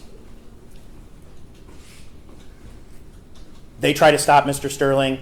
What does Mr. Sterling do? He doesn't put up his hands. He doesn't say, okay. He takes off running. He follows through with what he said. He's not going to get caught. He's not going back, and he's going to have it out with the police if he has to. So they're all in pursuit. Detective Sergeant Keely isn't the only one who pursues him in his vehicle. Detective Sergeant Egan even says that he was pursuing him in his vehicle and went a different direction. There's video of Detective Sergeant Egan's body cam video of another vehicle, the Equinox that pulls in, another vehicle that then gets out and then starts pursuing Mr. Sterling. There were several detectives in several different cars that were pursuing Mr. Sterling. The issue we have here, and I appreciate the AG's office, but the controlling case here is People versus Gecky, and it's 457 MISH 442. It defines the elements of second-degree murder as one, a death. We're not denying that. The death of any individual is a tragedy. No one should ever lose their child. No one should ever have to suffer the death of a family member. And that is something that we regret.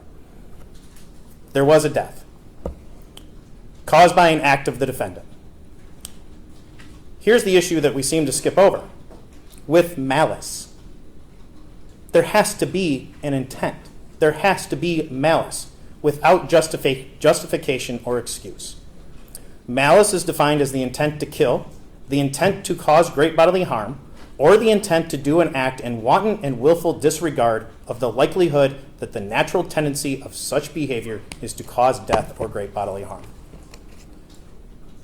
They haven't established that.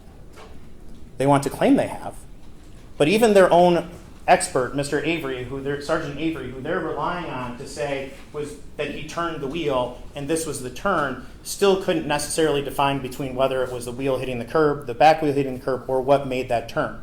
They're relying heavily on that. The problem with it is it still doesn't show intent.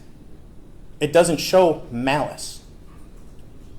This court, not this court, but the Supreme Court, Michigan Supreme Court, has said that malice is a necessary element. There has to be a wanton and willful disregard of the likelihood that the natural tendency of the defendant's behavior will cause death or great bodily harm. That this defendant, Sergeant Keely, intended or knew that what he was doing was going to cause great bodily harm or death. How do we show that he doesn't have that? He's on the brakes from the second he enters that parking lot. If he had malice and had a wanton willful disregard and was just going after him, why is he on the brakes? Why is he on the brakes so hard right at the end? There was no intent. There was no malice. This isn't a situation where a wanted felon who's been on the run for 2 years, who has multiple weapons violation warrants, basically, has to be caught and apprehended by the U.S. Marshal's Office, by their task force. That isn't, the impact team couldn't do it. So they called for the guys, that's their job. This is what they do. They do this on a daily basis. And they do it to the point, even MPAC testified, they do it where they use their vehicles all the time in the situation. So now to stand up and say that that behavior is now an immediate second-degree murder charge if somebody gets hit, it doesn't carry the day. They haven't met the elements necessary, even for a trier of fact. They didn't even meet malice. They don't even meet that. That's one of the things. He skipped right over it when he's making his argument. Doesn't even talk about it. Why? Because they don't have it, and they don't have it. So at this point, Judge, when you look at this and you look at the involuntary, it is grossly negligent. What is grossly negligent? The whole argument is still the same as if you're looking at the second degree. There has to be an act that is so egregious that it shocks the conscience that it even happened. That Detective Sergeant Keely disregarded everything so much and acted in such a reckless manner and was so grossly negligent that it caused the death of Mr. Sterling. The problem is, again, the evidence demonstrates he was on the brakes hard, trying to stop. That doesn't show gross negligence. That shows me somebody who's trying to stop. Now, to use Mr. Patterson's example of the person who's driving down the street and the ball comes out in front and the person locks up the brakes, that's an accident. Detective Sergeant Keely was on the brakes. He was trying not to hit Mr. Sterling. There was no malice. There was no intent. There was no gross negligence. They haven't proven those points today before even to get up to a trier of fact, because they haven't presented the evidence to show it. So on that, I ask that you dismiss all charges. Thank you, Mr. Curtis. Mr. Patterson? Yes, Statement rebuttal? just briefly, Judge.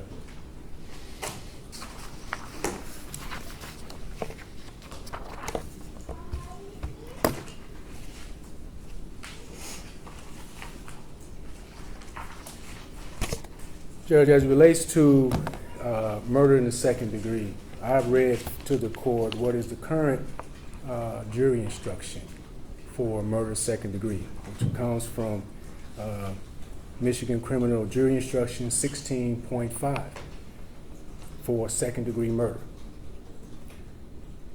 I read to the court what the elements are for murder in the second degree. That third prong of second degree murder talks about that he knowingly created. That is all that has to be shown, that he knowingly created a very high risk of death or great bodily harm, knowing that death or such harm would be the likely result of his actions. That is what Detective Sergeant Brian Keely did. He knowingly turned his vehicle towards Samuel Sterling for the purpose of trying to apprehend him. He created a high situation of death or great bodily harm. That's number one. Number two, the cases out there support this. Even if we reference U.S. cases, Tennessee versus Garner, which essentially stands for the primary ruling that a police officer may use deadly force to prevent the escape of a fleeing suspect only if the officer has a good faith belief that the suspect poses a significant threat of death or serious physical injury to the officer or others. You heard testimony in this case that Samuel Sterling did not have a weapon. They did not see him with a weapon. The only thing that was occurring is that Samuel Sterling was running. But it did not get to a point where it was necessary to use a vehicle to stop. As relates to Mr. Curtis's point that this has a chilling effect on law enforcement, no, it does not. No, it does not. This court, for this particular hearing, saw two different officers go after Samuel Sterling in their vehicle, but they didn't turn their vehicles toward him for the purpose of using the vehicle to stop him. Detective Egan drove his vehicle and got to the Burger King and got out. Trooper Ellis drove his vehicle, got to the Burger King and got out, which is why their body-worn cameras was able to capture Detective Sergeant Brian Keely's vehicle going into Samuel Sterling, pinning him against that Burger King there on that day. There is no suggestion by anyone, no one from the Department of Attorney General, that would say any law enforcement officer should not use their vehicle to try and capture someone who they're trying to apprehend. What the position that we're taking is that Detective Sergeant Brian Keely shouldn't have used his vehicle to directly try and apprehend him, i.e. turn his vehicle towards him, where then he comes into contact with him, subsequently killing him there at the Burger King. A question of fact has been presented for both particular charges. Accident is no defense to involuntary manslaughter. Accident wouldn't even be a defense to murder in the second degree. The evidence suggests that Detective Sergeant Brian Keely made a decision to use the vehicle, and it was the wrong decision. It was simply the wrong decision to use it in that fashion. And that is why we find ourselves here today, and the evidence suggests that he should be bound over on both counts. Thank you, counsel, for your well-prepared presentations today. Thank you to all in the gallery for your respect during this lengthy proceeding.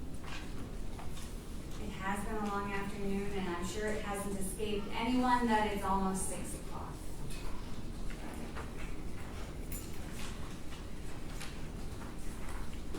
Though it may be a disappointment, I am going to reserve my ruling until I have had opportunity to review the videos. The first 11-minute video was played only one time, and I think it behooves me to view it once more in contrast and in conjunction with the evidence that was in fact later presented. And so I am not going to make a ruling today on the issue of probable cause for bindover. Instead, I am inviting everyone to appear on Zoom August 22nd at 3:30 p.m. to hear my findings. I wish it could be sooner. However, I'm at a conference for most of the rest of the next week. I think I heard Mr. Curtis say there is a hearing in the federal matter on the 20th of August. Was that correct, Mr. Curtis? 21st at 9 a.m., Your Honor. 21st at 9 a.m. My findings will be prepared regardless of the outcome of that. Only if I have received an order of removal will we not appear on that day. But again, that will be by Zoom, and I will enter my findings at that time. We're adjourned. Thank you. Thank you, Your Honor.